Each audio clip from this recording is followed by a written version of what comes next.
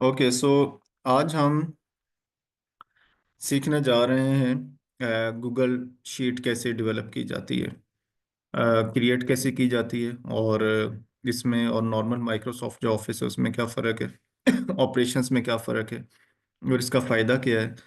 ये कुछ बेसिक चीज़ें हैं जो आई थिंक कि आप सब लोगों के इल्म में होंगी, क्योंकि आप सब लोग प्रोफेशनल्स हैं। लेकिन हो सकता है किसी ने ये फर्स्ट टाइम, किसी ने पहले ये एक्सपीरियंस ना किया हो, तो उनके लिए ये नई चीज़ हो। एक तो ये चीज़ें सीख देखेंगे, और दूसरा हम कुछ नंबर फॉर्मेट, डाटा के फॉर्मेट के हवाले से देखेंगे कि फॉर्मेटिंग किस तरह से की जाती है। फिर सेल्स, रेंजेस, वर्कशीट्स कैसे मैनेज की जाती हैं। डाटा सॉर्टिंग ऑलरेडी हम देख चुके थे लास्ट हमारी क्लास के अंदर। डाटा सॉर्टिंग हमने एक एक्सपेरिमेंट भी कर लिया था। और कंडीशनल फॉर्मेटिंग, ये हमारे आज के टॉपिक्स हैं। वी विल ट्राई कि हम अपने इस 1.5 घंटे के अंदर, 1 घंटा और 20 मिनट के अंदर हम इन चीज़ों को कवर कर लें। तो we start with the first thing, create Google sheet. तो गूगल शीट मैं आपको थोड़ा सा एक्सप्लेन कर देता हूँ कि अगर जिन लोगों को ये एक्सपीरियंस नहीं है, जिनके इल्म में नहीं है, गूगल शीट गूगल का एक टूल है जिसमें आप जब आप अपने ईमेल आईडी को खोलते हैं तो ये आपके पास एक इंटरफेस आता है अपने जीमेल अकाउंट का। और आप मेरा कर्सर देख सकते हैं, आपके आइकॉन के साथ ये कुछ डॉट्स बने हुए हैं जिसको गूगल एप्स कहते हैं। मेरा कर्सर आप देख सकते हैं। आप जब इन डॉट्स के ऊपर क्लिक करते हैं तो आप जो टूल्स माइक्रोसॉफ्ट ऑफिस के अंदर जिनके ऊपर काम कर रहे हैं उनके ऑनलाइन वर्जन्स भी यहाँ पर अवेलेबल हैं। फॉर एग्जांपल, डॉक्स का मतलब है वर्ड का डॉक्यूमेंट, आप यहाँ पर ऑनलाइन खोल सकते हैं। इसी तरह शीट्स है, शीट का मतलब एक्सेल है, अगर आप इसके ऊपर क्लिक करेंगे तो आप शीट्स खोल सकते हैं। There are many applications. आप अगर किसी फ्री टाइम में इनको वन बाय वन चेक करना चाहें, इनका पर्पस क्या है और ये कहाँ कहाँ पे यूज़ होते हैं, तो आप इसको यूज़ कर सकते हैं। लेकिन हमारा इस टाइम कंसर्न है माइक्रोसॉफ्ट ऑफिस की ऑनलाइन फाइल कैसे बनाई जाती है, एक्सेल की फाइल कैसे बनाई जाती है। तो आप शीट्स के ऊपर क्लिक करते हैं। तो जैसे ही आप शीट के ऊपर क्लिक करेंगे तो आपके पास कुछ टेम्पलेट्स यहाँ पर ऑलरेडी आ जाएंगे। अच्छा, ये बिल्कुल वही सिनेरियो है। Let me open the other file. जो हमारे पास ये एक डेटाबेस है जिसको मल्टीपल टाइम यूज़ कर रहे हैं, करते रहे हैं और आगे भी करते रहेंगे। तो इट्स सिमिलर, मतलब मिलती जुलती है। ये देखिए ब्लैंक शीट है आपके पास। और अगर मैं स्विच करके गूगल की शीट पे जाऊं तो आपके पास यहाँ पर भी ब्लैंक शीट है। अच्छा, before clicking on this blank spreadsheet, ये बिल्कुल इसी तरह है जैसे मैं आपके पास ये व्यू आपको दिखा दूं। ठीक है, तो मोर टेम्पलेट्स के ऊपर मैं क्लिक कर दूं तो हमने इसको पहली क्लास के अंदर काफ़ी डिटेल में डिस्कस किया था। ये बिल्कुल वही व्यू है जो आपके सामने माइक्रोसॉफ्ट ऑफिस की एप्लीकेशन के अंदर नज़र आ रहा है। जब आप गूगल शीट ओपन करेंगे तो आपके सामने ये सेम व्यू नज़र आएगा। अच्छा, अगर आप इसमें ब्लैंक के ऊपर क्लिक कर दें फॉर एग्जांपल, तो ये ब्लैंक वाली फाइल आपके सामने आ जाएगी। सिमिलरली अगर मैं यहाँ पर माइक्रोसॉफ्ट एप्लीकेशन के अंदर ब्लैंक वर्कबुक के ऊपर क्लिक कर दूं तो मेरे पास एक ब्लैंक शीट मेरे सामने आ जाएगी, एक नई फाइल आ जाएगी। मैं वापस चाहता हूँ उस पे गूगल शीट के ऊपर। यस। अच्छा, अगेन अगर मैं एक नई फाइल ओपन करूँ तो you see spreadsheet, not spreadsheet. मैं इसके बेसिकली पहले व्यू के ऊपर जाना चाह रहा था। अगेन मैं यहाँ पे क्लिक करता हूँ तो जस्ट फॉर अ रिमाइंडर, जैसे आपके पास ऑलरेडी कुछ टेम्पलेट्स यहाँ पर बने अवेलेबल हैं माइक्रोसॉफ्ट ऑफिस की एप्लीकेशन के अंदर, वैसे ही कुछ टेम्पलेट्स ऑलरेडी आपके पास यहाँ पर भी बने हुए हैं। फॉर एग्जांपल, अगर आपको एक ऑनलाइन कैलेंडर बनाना है या यूज़ करना है तो आपको नया कैलेंडर बनाने की ज़रूरत नहीं, आपके पास यहाँ पर ये कैलेंडर ऑलरेडी अवेलेबल है। आपने कुछ गूगल फाइनेंस फाइनेंस की शीट के ऊपर काम करना है तो भी अवेलेबल है। मंथली बजट के ऊपर काम करना है तो ऑलरेडी चीज़ें बनी हुई हैं। टू डू लिस्ट के ऊपर काम करना है तो ऑलरेडी ये चीज़ें यहाँ पर अवेलेबल है। मैं अगर इसको नहीं, ये हमें एक अलग शीट के अंदर खोलने का ऑप्शन नहीं दे रहा। Let me open this Google to do list. तो ये देखें कि ऑलरेडी इसके अंदर ये टू डू लिस्ट ऑलरेडी बनी हुई है। आप इसमें से फिल्टर्स लगा सकते हैं, नई शीट क्रिएट कर सकते हैं। There are many templates available. तो अगर मैं इसमें न्यू के ऊपर क्लिक करूं और स्प्रेडशीट के ऊपर क्लिक कर लूं तो मैं इस टाइम यहाँ पर ब्लैंक शीट के ऊपर हूँ। ठीक है, इसको मैं बंद कर देता हूँ यहाँ से। अच्छा, ये तो है बिल्कुल सिमिलर। मैं इसको जूम इन जूम आउट कर सकता हूँ। अगर आप इस शीट का कोई नाम रखना चाह रहे हैं, आई होप कि आपको थोड़ी सी इसके ऊपर क्लैरिटी हो रही। मैं इसको जूम इन कर रहा हूँ विद माय माउस कर्सर। अगर आप इसके ऊपर कुछ इसको रीनेम करना चाह रहे हैं तो यू सी कि यहाँ पर आपके पास एक ऑप्शन आ रहा है। अगर मैं इसको हाईलाइट कर दूं तो अनटाइटल्ड स्प्रेडशीट के नाम से एक आ रहा है। तो फॉर एग्जांपल इसको मैं कह देता हूँ demo file, let's say batch 3। ठीक है, ये मैं एक फाइल का नाम रख देता हूँ। तो मैं जैसे ही इसको क्लिक करूँगा तो यू सी के ऑटोमेटिकली सेव्ड टू ड्राइव। अब मेरी फाइल का नाम उसने डेमो फाइल B3 रख दिया है। अच्छा, इसमें सिमिलर सारे ऑप्शंस वही हैं। आप अगर मैं दूसरी फाइल को साथ में खोल लूँ, इसको मैं क्लोज कर देता हूँ, और मैं अगर इस फाइल को साथ में खोल लूँ तो आपको चीज़ें मिलती जुलती नज़र आएंगी। Same menus, file, edit, view, insert और format, data, tools, extensions, all these things. Menus मिलते जुलते हैं, लेकिन ये कुछ लिमिटेड फंक्शंस होंगे, या आपको चीज़ें वैसे विजिबल नहीं होंगी यहाँ पर जैसे आपको एक माइक्रोसॉफ्ट एप्लीकेशन के ऊपर नज़र आती हैं। फॉर एग्जांपल आपको यहाँ पर ये सारे टैब्स, ये सारे ऑप्शंस विद कैटेगरीज आपको टॉप पे नज़र आ रहे हैं, जहाँ पे मेरा कर्सर है। क्लिपबोर्ड है, फॉन्ट है, अलाइनमेंट है, नंबर है, स्टाइल है, ये चीज़ें आपको यहाँ पर वैसे विजिबल नहीं होंगी। तो आपको हर एक चीज़ को एक्सप्लोर करना पड़ेगा। When you are new to this sheet, तो आपको हर चीज़ यहाँ पर नज़र नहीं आएगी, आपको लिमिटेड फंक्शंस यहाँ पर नज़र आएंगे। तो आपको एक्सप्लोर करना होगा कि कौन सा फंक्शन किस मेन्यू के अंदर मौजूद है। अगर मैं ओवरऑल आपको एक व्यू दे दूँ तो फाइल के अंदर हमारे सिमिलर फंक्शंस हैं जैसे दूसरे के अंदर हैं, कुछ मिलते जुलते फंक्शंस हैं। अगर एडिट के अंदर आ जाऊं तो वही copy paste, cut paste, special. और व्यू के अंदर शो, फ्रीज, जबकि हमारे पास यहाँ पर व्यू के अंदर आपको काफ़ी ज़्यादा फंक्शंस नज़र आ रहे हैं। आप मेरा कर्सर देख सकते हैं। तो यहाँ पर मेन्यूज़ भी लिमिटेड हैं, और मेन्यूज़ के अंदर ऑप्शंस भी लिमिटेड हैं। तो आपको विद इन मेन्यू क्लिक करने के बाद अंदर जाके आपको वो ऑप्शंस को फाइंड आउट करना होगा। जैसे इंसर्ट है, तो इंसर्ट पे हमारे पास सेल्स हैं, रोज हैं, कॉलम्स हैं, sheets, tables, pivot table, image, ठीक है, और ड्राइंग।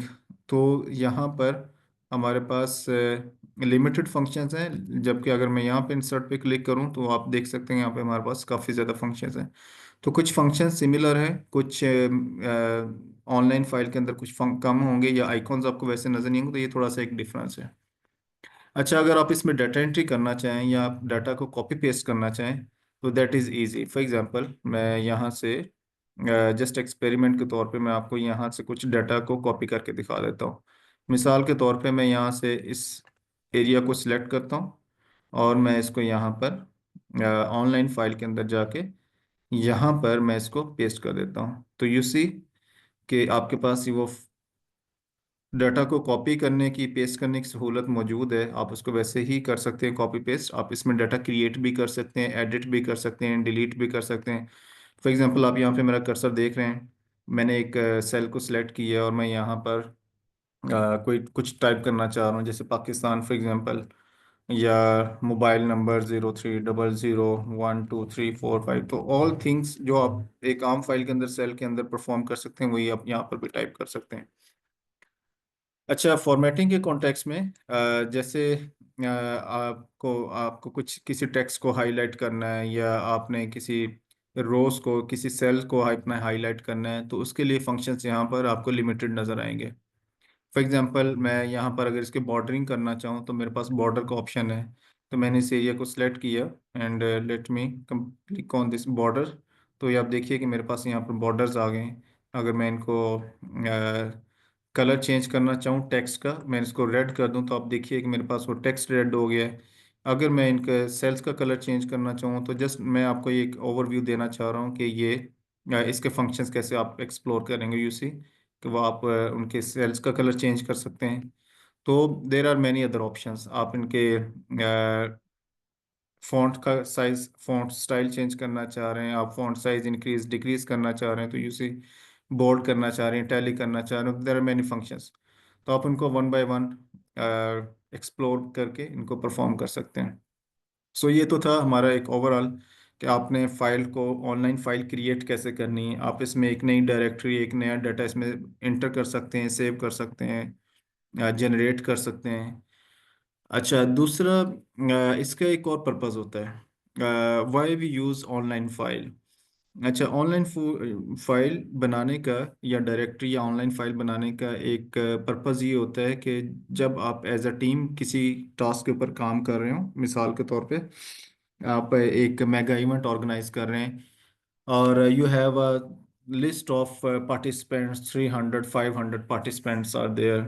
तो उसमें ऑनलाइन फाइल क्रिएट करने का पर्पज़ ये होता है कि आप मल्टीपल 3 4 5 लोग, different colleagues at a same time same file के ऊपर काम कर रहे होते हैं। उसमें होता क्या है, आपके साथ एक लिंक शेयर हो जाता है, वो हम अभी शेयर करके देखेंगे और आपको बताएंगे कि लिंक कैसे क्रिएट किया जाता है और ये किसी के साथ शेयर कैसे होती है। तो आप उसमें simultaneously different colleague same time पे उसके ऊपर चीज़ों को अपडेट कर सकते हैं। जैसे मैंने आपको एक एग्जांपल दिया, आप एक इवेंट के लिए लोगों की कंफर्मेशंस ले रहे हैं, लोगों की, क्योंकि ये मैं प्रैक्टिकली ये हम करते रहे अपने ऑफिस के अंदर। When you have big workshop, big event in your office, तो अब आपके पास 300 500 गेस्ट ने आना है and there is a team के जो अपने अपने जोन के मुताबिक कंफर्मेशंस ले रही है। तो हर कोई सेम फाइल को अपने सिस्टम पे एक्सेस करते हैं थ्रू लिंक और उसी के ऊपर अपडेट्स दे देते हैं। And on the other side, जब आपके मैनेजर्स, आपके डिसीजन मेकर्स उस फाइल को देखना चाहें कि एनी टाइम हर एक के पास वो लिंक एक शेयर होता है, तो वो कोई भी अपने मोबाइल से भी इस लिंक को एक्सेस करके किसी भी टाइम कोई भी स्टेटस चेक कर सकते हैं। So that's the purpose of online working, कि आप ज्वाइंटली एज अ टीम एक ही फाइल के ऊपर काम। अदरवाइज अगर आपके पास ये ऑप्शन ना हो ऑनलाइन का, तो आप क्या कर रहे होंगे, mister A will be working on this file, वो इसको अपडेट करके मिस्टर बी के साथ शेयर करेगा, मिस्टर बी इसमें अपने पार्टिसिपेंट्स के हवाले से चीज़ों को अपडेट करेगा, अपने ग्रुप के हवाले से उसको अपडेट करेगा, वो मिस्टर सी को देगा, मिस्टर सी देन मिस्टर डी, और फिर एट द एंड वो फाइल एक आप ये कह लीजिए कि अगर वो ऑनलाइन नहीं है तो वो with in colleagues, with in a team वो मूव करती रहती है और फिर वो एक जस्ट अ स्टैटिक फाइल होती है। ठीक है, तो इसके ऊपर आप ऑनलाइन फाइल के ऊपर आप वो चीज़ों को साइमल्टेनियसली देख सकते हैं, परफॉर्म कर सकते हैं, इंटर कर सकते हैं और उसको एनालाइज कर सकते हैं।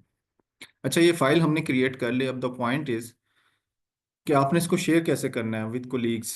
फॉर एग्जांपल, मैंने एक इनिशियल फाइल बनाई आपके सामने और मैं ये चाहता हूँ कि मैं टीम के साथ शेयर कर लूँ और वो टीम इसके ऊपर इमीडिएटली अपना काम स्टार्ट कर दे। ठीक है ना, ये मैंने एक स्ट्रक्चर बना दिया, मैंने एक टेबल बना दिया and I want my team के इसके ऊपर चीज़ों को अपडेट करना शुरू कर दे। तो आप क्या करेंगे, आप इसको शेयर करेंगे। शेयर करने के लिए आपके पास यहाँ पर एक ऑप्शन है, आप देख सकते हैं, शेयर के ऊपर मैं क्लिक करूँगा।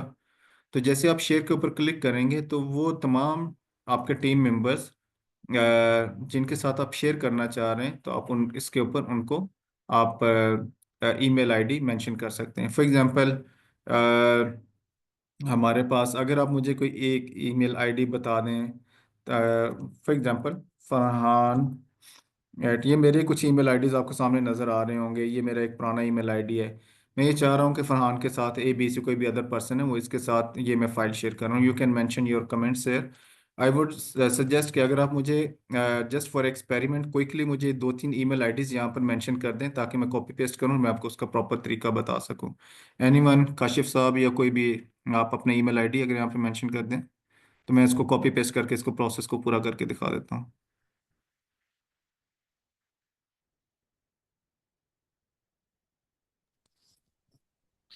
काशिफ।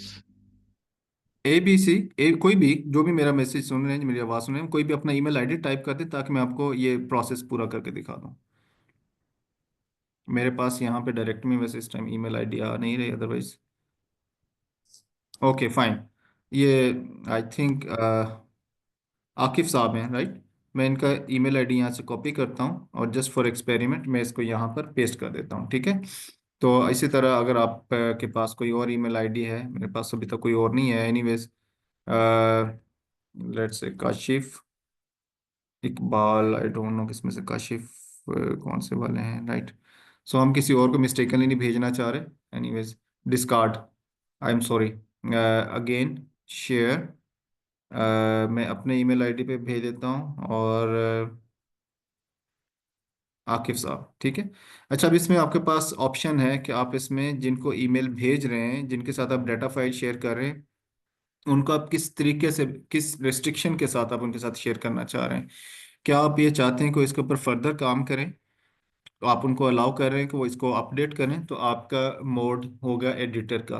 अगर आप चाहते हैं कि आपने अपने किसी मैनेजमेंट के साथ या किसी टीम या जूनियर्स के साथ आपने इस फाइल को शेयर करना जस्ट फॉर रिव्यू, और वो इसमें कुछ चेंज ना कर सकें, तो आप व्यूअर के ऊपर क्लिक करेंगे। अगर आप चाहते हैं कि इसके ऊपर कुछ फीडबैक दें कमेंटर, तो आप कमेंट के ऊपर क्लिक करेंगे। तो ये रेस्ट्रिक्शंस आपके पास हैं, आप जो भी इसके ऊपर रेस्ट्रिक्शन अप्लाई करना चाहें। मैं चाह रहा हूँ कि मेरी टीम इसके ऊपर काम करे, एडिटर। इसके ऊपर मैं कोई भी कंप्लीट, कोई भी आप द फाइल, ये मैंने कमेंट दे दिया, ए बी सी, कोई भी कमेंट हो सकता है। और अच्छा, ये अगर मैं सेंड कर दूंगा तो इमीडिएटली ये ईमेल रिसीव हो जाएगी आपको, ठीक है। अच्छा, इसमें एक और ऑप्शन भी है। अगर आप चाहते हैं कि आप थ्रू दिस ईमेल आप आईडीज आप शेयर ना करें, आप इसका जस्ट लिंक शेयर कर लें, मे भी आपने लिंक व्हाट्सएप पे शेयर करना हो, तो आप यहाँ पर क्लिक कर सकते हैं कॉपी लिंक के ऊपर, ठीक है। तो जैसे मैं कॉपी लिंक के ऊपर क्लिक करूंगा और मैं सेंड के ऊपर क्लिक करूंगा, तो आकिब साहब आप चेक कीजिएगा, आपको ये ईमेल मेरे ख्याल में अभी तक मौसूल हो चुकी होगी। इफ़ यस, तो आप मुझे चैट बॉक्स में ज़रूर बताइए, ताकि हम इस चीज़ को कंफर्म कर लें आपके पास ये फाइल आ गई। अच्छा, मैंने इसका लिंक कॉपी की है, और मैं जस्ट फॉर एक्सपेरिमेंट आपके साथ मैं लिंक यहाँ पर शेयर कर लेता हूँ। अब इस लिंक के थ्रू कोई भी इस फाइल को एक्सेस कर सकता है, ठीक है। मैं इसको यहाँ पर मेंशन कर देता हूँ, पेस्ट कर देता हूँ। आप इसी चैट बॉक्स से इस लिंक को ओपन करके अपने अपने सिस्टम्स पे सेम फाइल को देख सकते हैं। So that's the benefit of online form, online Google sheet, online Excel sheet. इसके ऊपर आप फर्दर जो भी अपडेट करना चाहें, जो भी काम करना चाहें, आप कर सकते हैं। इसमें आप रिस्ट्रिक्शंस भी लगा सकते हैं। ग्रेट। अच्छा, रिस्ट्रिक्शंस भी लगा सकते हैं। कॉपी लिंक है, ये वो मैंने कर लिया। और रिस्ट्रिक्शन के अंदर जैसे मैंने अब आपको बताया कि जैसे मैंने इसके ऊपर क्लिक किया, you can add more people. आप इसमें अगर 10-20 डिफरेंट कोलीग्स के साथ और शेयर करना चाह रहे हैं, कर लीजिए। और यहाँ पर आप देखिए कि मैंने इनको एडिटर की कमांड, एडिटर का राइट दिया हुआ है। अच्छा, वन मोर थिंग, जब आप इस फाइल को भेजेंगे तो remember this option as well, general access. अभी ये रिस्ट्रिक्टेड है। आकिब साहब, क्या आप इसको फाइल को खोल के देख सकें, या इसके ऊपर रिस्ट्रिक्शन आ रही है? परमिशन के लिए तो नहीं आपको कह रही? चेक कीजिएगा प्लीज जरा, क्योंकि बाय डिफॉल्ट ये रिस्ट्रिक्टेड होती है। रिस्ट्रिक्टेड का मतलब ये होता है कि रिसीवर जब इसके ऊपर क्लिक करेगा तो जो सेंडर है उसको एक ईमेल का नोटिफिकेशन आएगा, और उसमें नोटिफिकेशन में ये बताया जाएगा कि Akif is trying to open this file. तो क्या आप उसको परमिशन देते हैं या नहीं देते? I can open, yes. तो यस, इन्होंने तो ओपन कर ली। अदरवाइज यहाँ पर रिस्ट्रिक्शन के ऊपर क्लिक करें, restricted any one with the link. तो जो मैंने लिंक आपके साथ शेयर की है, आप उसके थ्रू अब any one with the link can open, जो लिंक आपके साथ शेयर हुआ है आप उसके थ्रू हर कोई अप्रोच कर सकता है। तो this file is open to everyone, ठीक है। आप कोई भी इसको खोल के चेक कर सकते हैं। सो आई होप कि आपको इसके हवाले से क्लैरिटी हो गई होगी कि गूगल शीट कैसे काम करती है, डाटा एंट्री कैसे होती है, कॉपी पेस्टिंग, कटिंग, और वो सारी चीज़ें ऑलमोस्ट वही हैं जो इसमें हमारी आम फाइल के अंदर मौजूद है। वैसे इसके ऊपर काम होता है।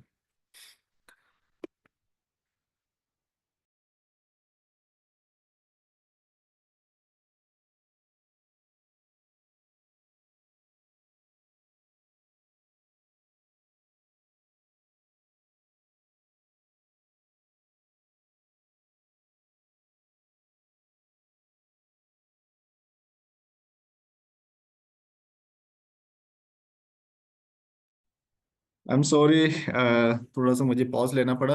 आई होप कि आपको ये क्लियर हो गया होगा गूगल शीट के हवाले से। हम अब अपने उस पर वापस चलते हैं, हम फाइल के ऊपर जो हमारा नेक्स्ट का टॉपिक है उसको ज़रा देखते हैं क्विकली।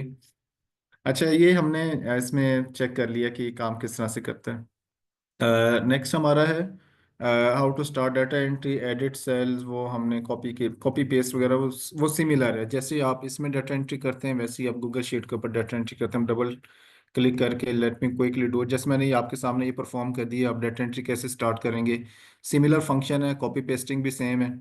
तो ये हमारा वैसे दोनों के ऊपर अप्लाई होगा। अच्छा, फॉर एग्जांपल हमारा अब ये edit data in Excel and copy paste, ये थोड़ा सा डिफरेंट फंक्शन है कॉपी पेस्टिंग वाला, कॉपी कट पेस्ट वाला। मैं इसको आपको ज़रा क्विकली परफॉर्म करके दिखा देता हूँ एक्चुअली शीट के अंदर। ये दोनों में सेम तरह ये अप्लाई होगा। फॉर एग्जांपल मेरे पास ये कुछ डाटा है यहाँ पर, और मैं इसको कॉपी पेस्ट करना चाह रहा हूँ, या मैं इसको एडिट करना चाह रहा हूँ। मैं इसको थोड़ा सा लार्जर व्यू में आपको दिखा देता हूँ। तो आप किसी भी सेल के ऊपर क्लिक कर सकते हैं, डबल क्लिक करके उसको एडिट करने के लिए दो तरीके हैं।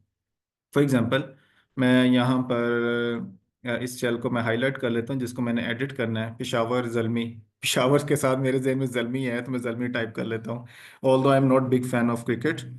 तो लेकिन ये है कि अगर मुझे इसको एडिट करना है, I hope you will be familiar, लेकिन जिन लोगों के लिए ये नई चीज़ें, मैं उनको बेसिक सप्लाई, बेसिक के हवाले से बताना चाह रहा हूँ। आप इसको या तो डबल क्लिक कर लें किसी भी सेल को एडिट करने के लिए। तो जैसे आप डबल क्लिक कर लेंगे तो ये ब्लिंक होना शुरू हो जाएगा, आर के बाद आप देख सकते हैं। एक तरीका तो ये है, जैसे फॉर एग्जांपल यहाँ पे मैं जल्मी टाइप कर दूँ, जल्मी, ओके। अच्छा, दूसरा तरीका ये है, एक शॉर्टकट है कि आप किसी भी सेल को जिसको आप एडिट करना चाह रहे हैं, तो आप इस्लामाबाद को, अगर आप इस सेल को एडिट करना चाहें तो प्रेस F2। आप F2 किसी भी सेल के ऊपर क्लिक करेंगे विद इन एक्सेल फाइल, तो वो आपको एडिट का ऑप्शन दे देते हैं। तो it's very simple. United, Islamabad United मैंने मेंशन कर दिया है। ये तो था एडिट के हवाले से। सिमिलरली अगर आप ऑनलाइन फाइल के अंदर काम करें तो उसमें भी आप डबल क्लिक करेंगे किसी भी टेक्स्ट के ऊपर, किसी भी नंबर के ऊपर, तो आप उसको एडिट कर सकते हैं, रिप्लेस कर सकते हैं। अच्छा, अब इसमें कॉपी पेस्टिंग के हवाले से हमारा एक नेक्स्ट टॉपिक है कि कॉपी पेस्टिंग कैसे की जाएगी। फॉर एग्जांपल मैं यहाँ से कुछ डाटा को मैं कॉपी पेस्ट करना चाह रहा हूँ नेक्स्ट किसी शीट के ऊपर या किसी और फाइल या इसी फाइल के अंदर कहीं पर भी।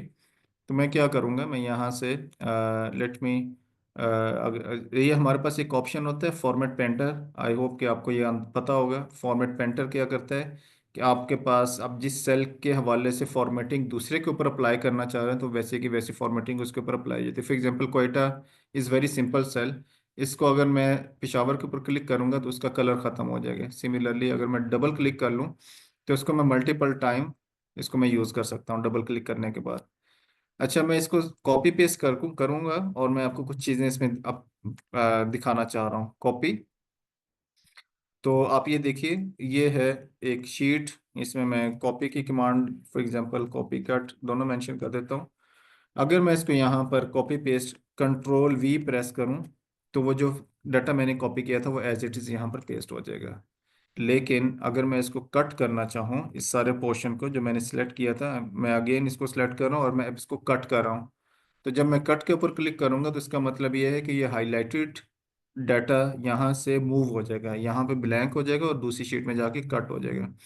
नाउ मैं इसको यहाँ पर कंट्रोल+V प्रेस करते हुए इसको मैं कट कर रहा हूँ, ठीक है। तो दोनों में फ़र्क है। अब ये देखिए कि यहाँ से वो डाटा सारा कट हो गया है। अगर मैं इसको कंट्रोल Z प्रेस कर दूं तो मेरे पास वो डाटा यहाँ पर दोबारा से वापस आ जाएगा। कंट्रोल Z का मतलब होता है अनडू, जो कि वेरी एक कॉमन फंक्शन है, आप सब लोग जानते होंगे। और अनडू तकरीबन तमाम सॉफ्टवेयर्स के अंदर ये फंक्शन अवेलेबल होता है। अगर आप इसका आइकॉन देखना चाहें तो बिल्कुल टॉप लेफ्ट पे मेरा कर्सर जहाँ पे आप उसका एक, आपको एक इसका एक एरो नज़र आ रहा है, अनडू। कंट्रोल जी इसका शॉर्टकट होता है, आप इसके ऊपर क्लिक करेंगे तो कंट्रोल जी पे चला जाएगा।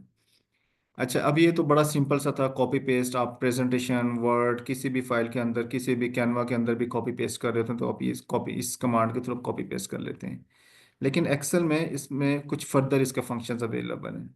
फॉर एग्जांपल अब मैं इसके अंदर कुछ फर्दर चीज़ों को अप्लाई करने के बारे में बताना चाह रहा हूँ आपको। अगर मैं चाहूँ मैं इसको ज़रा किसी और तरीके से पेस्ट कर दूँ तो यू सी कि एक्सेल के अंदर आपके पास पूरी एक डायरेक्टरी है पेस्ट करने के हवाले से। आप डाटा को किस तरह से पेस्ट करना चाह रहे हैं। फॉर एग्जांपल मैं अगर इसको सिंपल कंट्रोल पेस्ट के ऊपर क्लिक करूं तो मेरा डाटा वैसे ही यहाँ पर आ जाएगा। अगर मैं इसको, अच्छा रिमेंबर दैट कि जब तक मैं इसको यहाँ से escape का बटन प्रेस नहीं करूँगा, ये बॉर्डर्ड एरिया ये कॉपी की कमांड में ही रहेगा। मतलब ये ऑलरेडी मैं इसको मल्टीपल टाइम्स पेस्ट कर सकता हूँ, ठीक है। मैं दूसरी दफ़ा आता हूँ और मैं चाहता हूँ कि मैं इसी डाटा को एज किसी और तरीके से अप्लाई कर दूँ। फॉर एग्जांपल अगर मैंने इसके ऊपर फार्मूलाज अप्लाई किए हैं तो मैं इसको फार्मूला के तौर पे पेस्ट कर दूंगा। तो ये see data is the same, लेकिन एक्सेल के अंदर आपके पास फ्लेक्सिबिलिटी है कि आप इसको किसी भी और एंगल से, किसी भी और तरीके से अप्लाई कर सकते हैं। तो इसके ऊपर मैंने फार्मूलाज नहीं लगाए हुए पिछले डाटा के ऊपर। अदरवाइज यू सी कि जैसे ही मैं इसकी डायरेक्टरी के ऊपर आता हूँ, पेस्ट के फंक्शंस के ऊपर आता हूँ, तो आपके पास फार्मूलाज एंड नंबर्स फॉर्मेटिंग, अगर मैंने इसके ऊपर फॉर्मेटिंग की हो तो फॉर्मेटिंग भी आ जाएगी, और अगर फॉर्मेटिंग नहीं की हो तो उसके बगैर आ जाएगा। सिमिलरली अगर मैं इसको दोबारा से कॉपी पेस्ट करना चाहूँ तो यू सी अब ये क्या है, कीप सोर्स फॉर्मेटिंग। इसका मतलब ये है कि आप जहाँ से ये डाटा उठा रहे हैं उसके ऊपर जो फॉर्मेटिंग हुई हुई है वो एज इट इज़ यहाँ पर आ जाए। मिसाल के तौर पे मैं यहाँ पर इस एरिया को मैं येलो सेलेक्ट कर लेता हूँ। अब आप देखिए, मैं इसको दोबारा से सिलेक्ट करता हूँ इस एरिया को, और मैं इसको यहाँ पर जाके दोबारा से देखता हूँ कि मुझे डिफरेंट ऑप्शंस के अंदर क्या क्या बताएगा। ये simple formula and numbers formatting है। ये सिंपल फार्मूला, हमारे पास डाटा के ऊपर कोई फार्मूला फिलहाल अप्लाई नहीं हुआ, अदरवाइज वो फार्मूला समेत कॉपी पेस्ट कर देगा। जो भी फार्मूला लगे वो फार्मूला भी कॉपी पेस्ट कर देगा। You see keep source formatting, तो जिस तरह की फॉर्मेटिंग जहाँ से डाटा उठाया उसके ऊपर थी वैसे की वैसे ही मेरे पास यहाँ पर भी फॉर्मेटिंग आ रही है।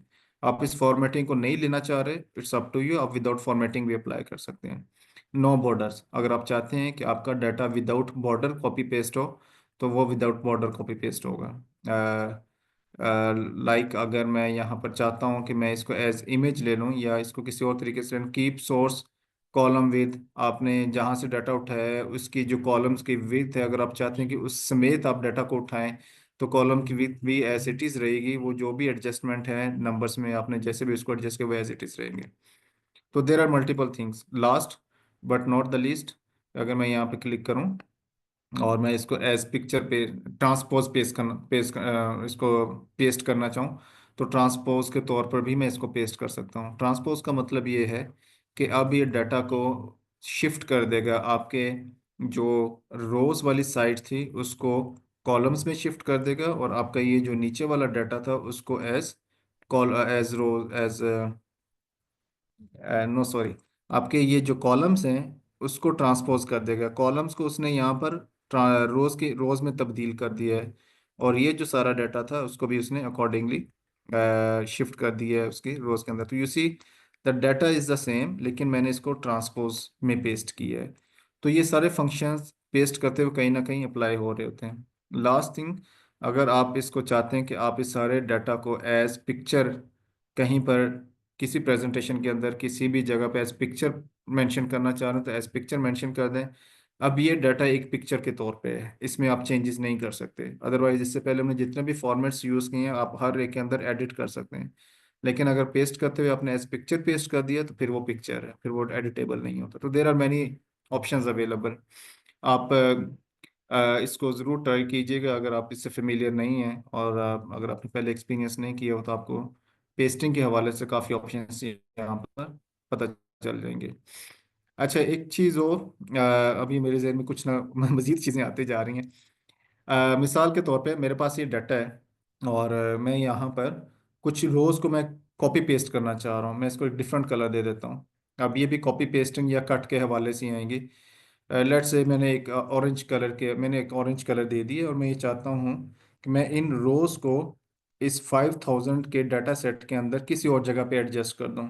ठीक है, तो क्या कर सकता हूँ, मैं किसी भी सेल में फॉर एग्जांपल 20 नंबर रो के दाएं बाएं या ऊपर नीचे में कहीं पर एडजस्ट करना चाह रहा हूँ, तो मुझे यहाँ पर स्पेस क्रिएट करने की ज़रूरत नहीं है। ठीक है, मैं क्या करूँगा, जैसे मैं 20 के ऊपर क्लिक करूँगा तो यू सी कि मेरी पूरी की पूरी रो हाईलाइट होगी, पूरी की पूरी रो सिलेक्ट होगी। तो आप राइट क्लिक, कॉपीड सेल, तो जब आप इसके ऊपर क्लिक करेंगे तो विदाउट क्रिएटिंग स्पेस फॉर 4 रोज आपको यहाँ पर ये डाटा एडजस्ट करके दे देगा।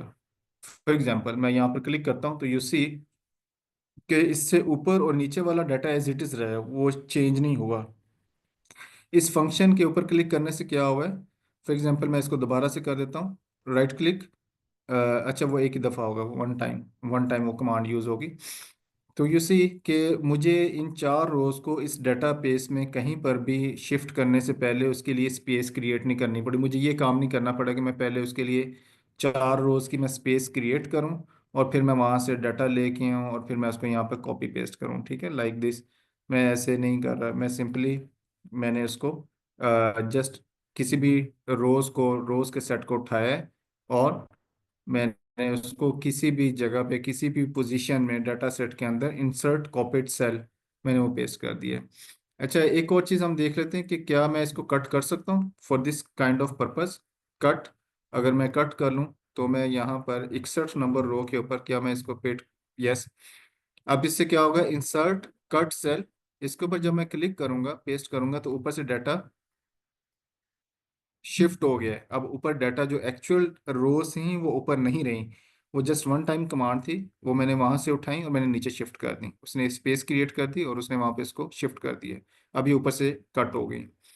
सिमिलरली आप कॉलम्स के लिए भी ऐसे कर सकते हैं। मैं दो तीन कॉलम्स को उठाता हूँ कॉपी, और मैं यहाँ पर इन्हीं कॉलम्स को यहाँ पर मैं इंसर्ट कॉपीड सेल, तो मैं यहाँ पर क्रिएट कर देता हूँ। तो यू सी कि वही तीन कॉलम्स जो मेरे यहाँ पर हैं, वही तीन कॉलम्स मेरे यहाँ पर भी एडजस्ट हो गए हैं। ये एडजस्टमेंट है, not the copy pasting. Actually ये एडजस्टमेंट है कि उसने खुद ही स्पेस क्रिएट की और खुद इनको एडजस्ट कर दिया।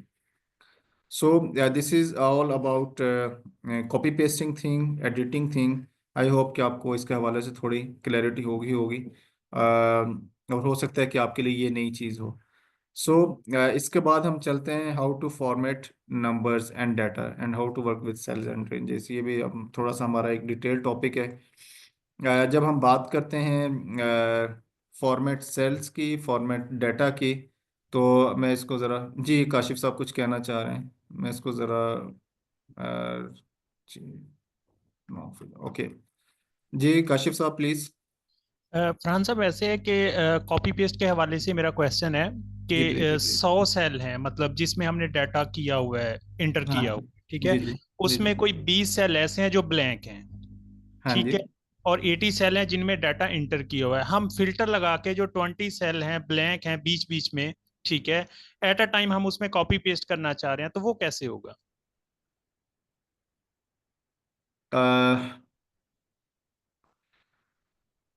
इसको भी परफॉर्म करके देख लेते हैं। मेरे ख्याल में हमारे पास ये काफ़ी होगा, ये डाटा सेट आपका जो है। इसको एक नई शीट के ऊपर परफॉर्म करके देख लेते हैं। आप ये कह रहे हैं कि आपके पास ये डाटा सेल है और लेट से इसमें से ये एरिया खाली है, ठीक है ना, ये 18 सेल्स बन रहे हैं, ठीक है। एम आई राइट? नो आप सर, ये तो एक ग्रुप में आपने ब्लैंक कर दिया ना। मैं कह रहा हूँ हाँ। बीच बीच में सेल खाली हैं। मतलब रो नंबर 4 का एक सेल खाली है, फिर सेम ई कॉलम में रो नंबर 12 का ये ई सेल वाला कॉलम जो है खाली है, ठीक है। लेट ऐसे से हम इसी बिजनेस कर इसी लेते हैं। इसी ई कॉलम में बीच में कोई 2-4 सेल ब्लैंक हैं, हाँ जी। ठीक है। अब हम फिल्टर करके जो ब्लैंक सेल हैं इनको फिल्टर करेंगे और उसमें डाटा कॉपी पेस्ट करना चाहें तो वो कैसे होगा? क्योंकि हम जब फिल्टर लगा के कॉपी पेस्ट करते हैं तो वो बीच में जो कॉलम हाइड हुए होते हैं वो कॉपी पेस्ट उधर भी हो जाता है। यस, ठीक है, आई गॉट इट। आप ये कह रहे हैं कि आपके पास एक बिग डाटा सेट है और उसमें कुछ चीज़ों के ऊपर आपने फिल्टर लगाया हुआ है, लेकिन जब उसको कॉपी करते हैं तो वो जो फिल्टर वाले चीज़ें हैं वो भी कॉपी पेस्ट हो जाती हैं, राइट? जी, कॉपी पेस्ट हो जाता हाँ जी। अ, इसके हवाले से देखना पड़ेगा। मेरी जो इसके हवाले से जो प्रैक्टिस है ना, वो ये है कि मैं फिर उसको एक अलग शीट पे क्रिएट करके तो उसको ज़रा सॉर्ट आउट कर लेता हूँ ऐसे फिल्टर होने वाली चीज़ों को। मिसाल के तौर पे मैं यहाँ पर इसको फिल्टर अप्लाई कर लेता हूँ and let me perform it जो आप करना चाह रहे हैं। लेट से मैं यहाँ पर इन वैल्यूज़ को मैं फिल्टर कर लेता हूँ, मैं राइट?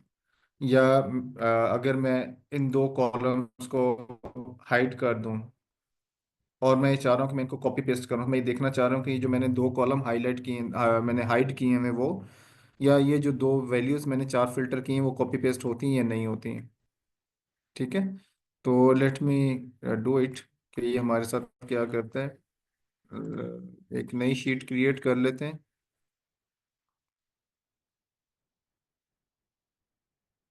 यस, इसमें हमारे पास जो हिडन सेल थे, वो उसमें हिडन कॉलम्स है, वो तो इसमें कॉपी पेस्ट नहीं हुए। हमारे पास यहाँ पे कुछ कॉलम्स मैंने हाइड कर लिए थे, चार कॉलम्स मैंने कॉपी किए, चार के चार ही इधर आ गए हैं। और अगर हम इसमें जो फिल्टर्ड वाले सेल हैं उनको देखें तो ये हमारे पास 4, 5, 6 एंड 9 की वैल्यूज़ हैं। इनको देख लेते हैं कि इनको हमने फिल्टर किया हुआ था, उनको हमने कट नहीं किया हुआ था, मतलब उसमें से निकाला हुआ था। तो इसमें मेरे ख्याल 4, यस, इसमें वो वैल्यूज़ आ रही हैं। तो इसमें तो मेरे पास ये सारी चीज़ें इसमें इसी तरह विजिबल हो रही हैं, मतलब कॉपी पेस्ट कर रहे हैं विद कंडीशंस, उसको हाइड भी किया कॉलम्स को, और हमने उसमें फिल्टर भी अप्लाई किया, तो वो उसमें सारी चीज़ें आ रही हैं। आई विल सजेस्ट कि अगर मेरे साथ कोई रियल डेटाबेस शेयर कर सकें, रियल कॉलम शेयर कर सकें, या मुझे इस तरह के कोई आप फाइल बना के क्रिएट करके मेरे साथ पर्सनली शेयर कर सकें, तो मैं मे बी उसके हवाले से कुछ सोल्यूशन में दे सकूँ आपको। मुझे उसमें चेक करना होगा, लेकिन जो आपका क्वेश्चन था उसके मुताबिक मैंने परफॉर्म करके ये परफॉर्म किया आपके सामने। मुझे उसमें वो चीज़ें नज़र आ रही हैं कि जिन चीज़ों के ऊपर हमने फिल्टर ये लगाए हुए थे, वो सारी चीज़ें हमारे पास यहाँ पे विजिबल हैं। 4 9 यस। ठीक है काशिफ साहब, मुझे अगर पर्सनली शेयर कर सकें। जी सर, मैं जरूर करूंगा आपके साथ शेयर फाइल। हाँ। एक तो ये है ना कि आपने फिल्टर लगा के कॉपी की है, ठीक हाँ है, जी। कॉपी करके पेस्ट किया है एक अलहदा शीट में। हमारे हम्म। पास एक शीट है जिसमें हम काम कर रहे हैं, ठीक है, उसमें चंद एक सेल है खाली किसी भी कॉलम में, ठीक है। हम किसी दूसरी शीट से अपनी वर्किंग शीट में वो डाटा कॉपी पेस्ट करना चाह रहे हैं ब्लैंक सेल में फिल्टर लगा के। अस्सलाम वालेकुम, मैं थोड़ा सा इसमें ऐड करूं। जी प्लीज़। अच्छा सर, काशिफ साहब, ये कहने का मतलब ये है, जैसे मिसाल के तौर पे आपने ये फिल्टर सेल से ये डेटा कॉपी किया है ना। हाँ जी। अच्छा, मिसाल के तौर पर एक और शीट है जिसमें फिल्टर लगा हुआ है, अब ये डेटा मैंने उस फिल्टर शीट में पेस्ट करना है, हो जाएगा ये? नहीं, मेरा नहीं ख्याल ऐसा नहीं होगा, क्योंकि आप एक जगह पे कुछ सेल्स को फिल्टर, कुछ सेल्स या किसी एरिया के ऊपर फिल्टर अप्लाई करने, और एक साइड पे फॉर एग्जांपल ये हमारे पास ये 5000 के 4 कॉलम है, 5000 के रिकॉर्ड है, और आप इसी में डालिए एक और फाइल के ऊपर कुछ रिस्ट्रिक्शंस, कुछ फिल्टर अप्लाई करने के बाद चाह रहे हैं कि ये 100% 5000 लोगों की ये इंफॉर्मेशन 4 कॉलम्स के अंदर जो है ये 100% दूसरी जगह पे शिफ्ट हो जाए, जबकि आपने उसके ऊपर कुछ फिल्टर भी लगाए हुए हैं, कुछ सेल्स ब्लैंक भी हैं। तो हुँ। जब इसमें थोड़ा सा मिसमैच होगा तो या तो एरर आ जाएगा, या आपकी वैल्यूज ऊपर नीचे हो जाएंगे। नहीं, नहीं, बात ये है कि जैसे ये कितने आपने कितने कॉलम सेलेक्ट किए हैं? मिसाल के तौर पर ये 100 चार है, कॉलम मिसाल समझें कि भई ये है 1200 साढ़े 1200 की रेंज में कॉलम है। अब वो जो नेक्स्ट डेटा है ना, फ़िल्टर किया हुआ है हमने, यही साढ़े 1200 बंदों का डेटा फ़िल्टर किया हुआ है। अब ये डेटा फ़िल्टर करके उस सेलों में जाना है। कैसे मेरे जाएगा? ख्याल बेहतर होगा अगर हम इसके ऊपर प्रैक्टिकली कुछ देख सकें। हुँ, अगर आप मेरे साथ कुछ प्रैक्टिकली शेयर करें तो मैं भी दोनों फाइल्स को देख के मैं आपको कुछ सोल्यूशन दे सकूंगा। प्रैक्टिकल ठीक है। थ्योरेटिकली मैं उस चीज़ पे शायद नहीं पहुंच पा रहा जो आपका रियल इशू है। हुँ, राइट। हुँ। तो मेरे ख्याल में अगर आप मेरे साथ दोनों फाइल्स का स्ट्रक्चर शेयर कर लें, और फिर उसके बाद हम उसको देख सकेंगे इसमें क्या सोल्यूशन निकल सकता है, पॉसिबल है या नहीं, फिर हम उसमें सॉर्ट आउट कर लेंगे। ठीक हो गया सर। ठीक है? मेरे ख्याल में हम कंटिन्यू करते हैं नेक्स्ट के ऊपर। अब हम जो परफॉर्म करने चाह रहे हैं basically, let me do it, मैं इसको ज़रा फिल्टर वगैरह ख़त्म कर लूँ और चीज़ों को अनहाइड जो हमने की थी वो कर लें। ओके। सो अब हमारा नेक्स्ट है कि हमने फॉर्मेटिंग कैसे करनी है, नंबर्स की फॉर्मेटिंग। जो लोग एक्सेल के हवाले से इतना ज़्यादा प्रैक्टिकल नहीं है उनके लिए ये थोड़ा ज़्यादा इंटरेस्टिंग चीज़ होगी। मिसाल के तौर पे मैं यहाँ पर इसको मैं कलर वलर ख़त्म कर दूँ, फिल्टर वगैरह ख़त्म कर दूँ, ताकि हमारे पास सिमिलरली एक चीज़ रहे।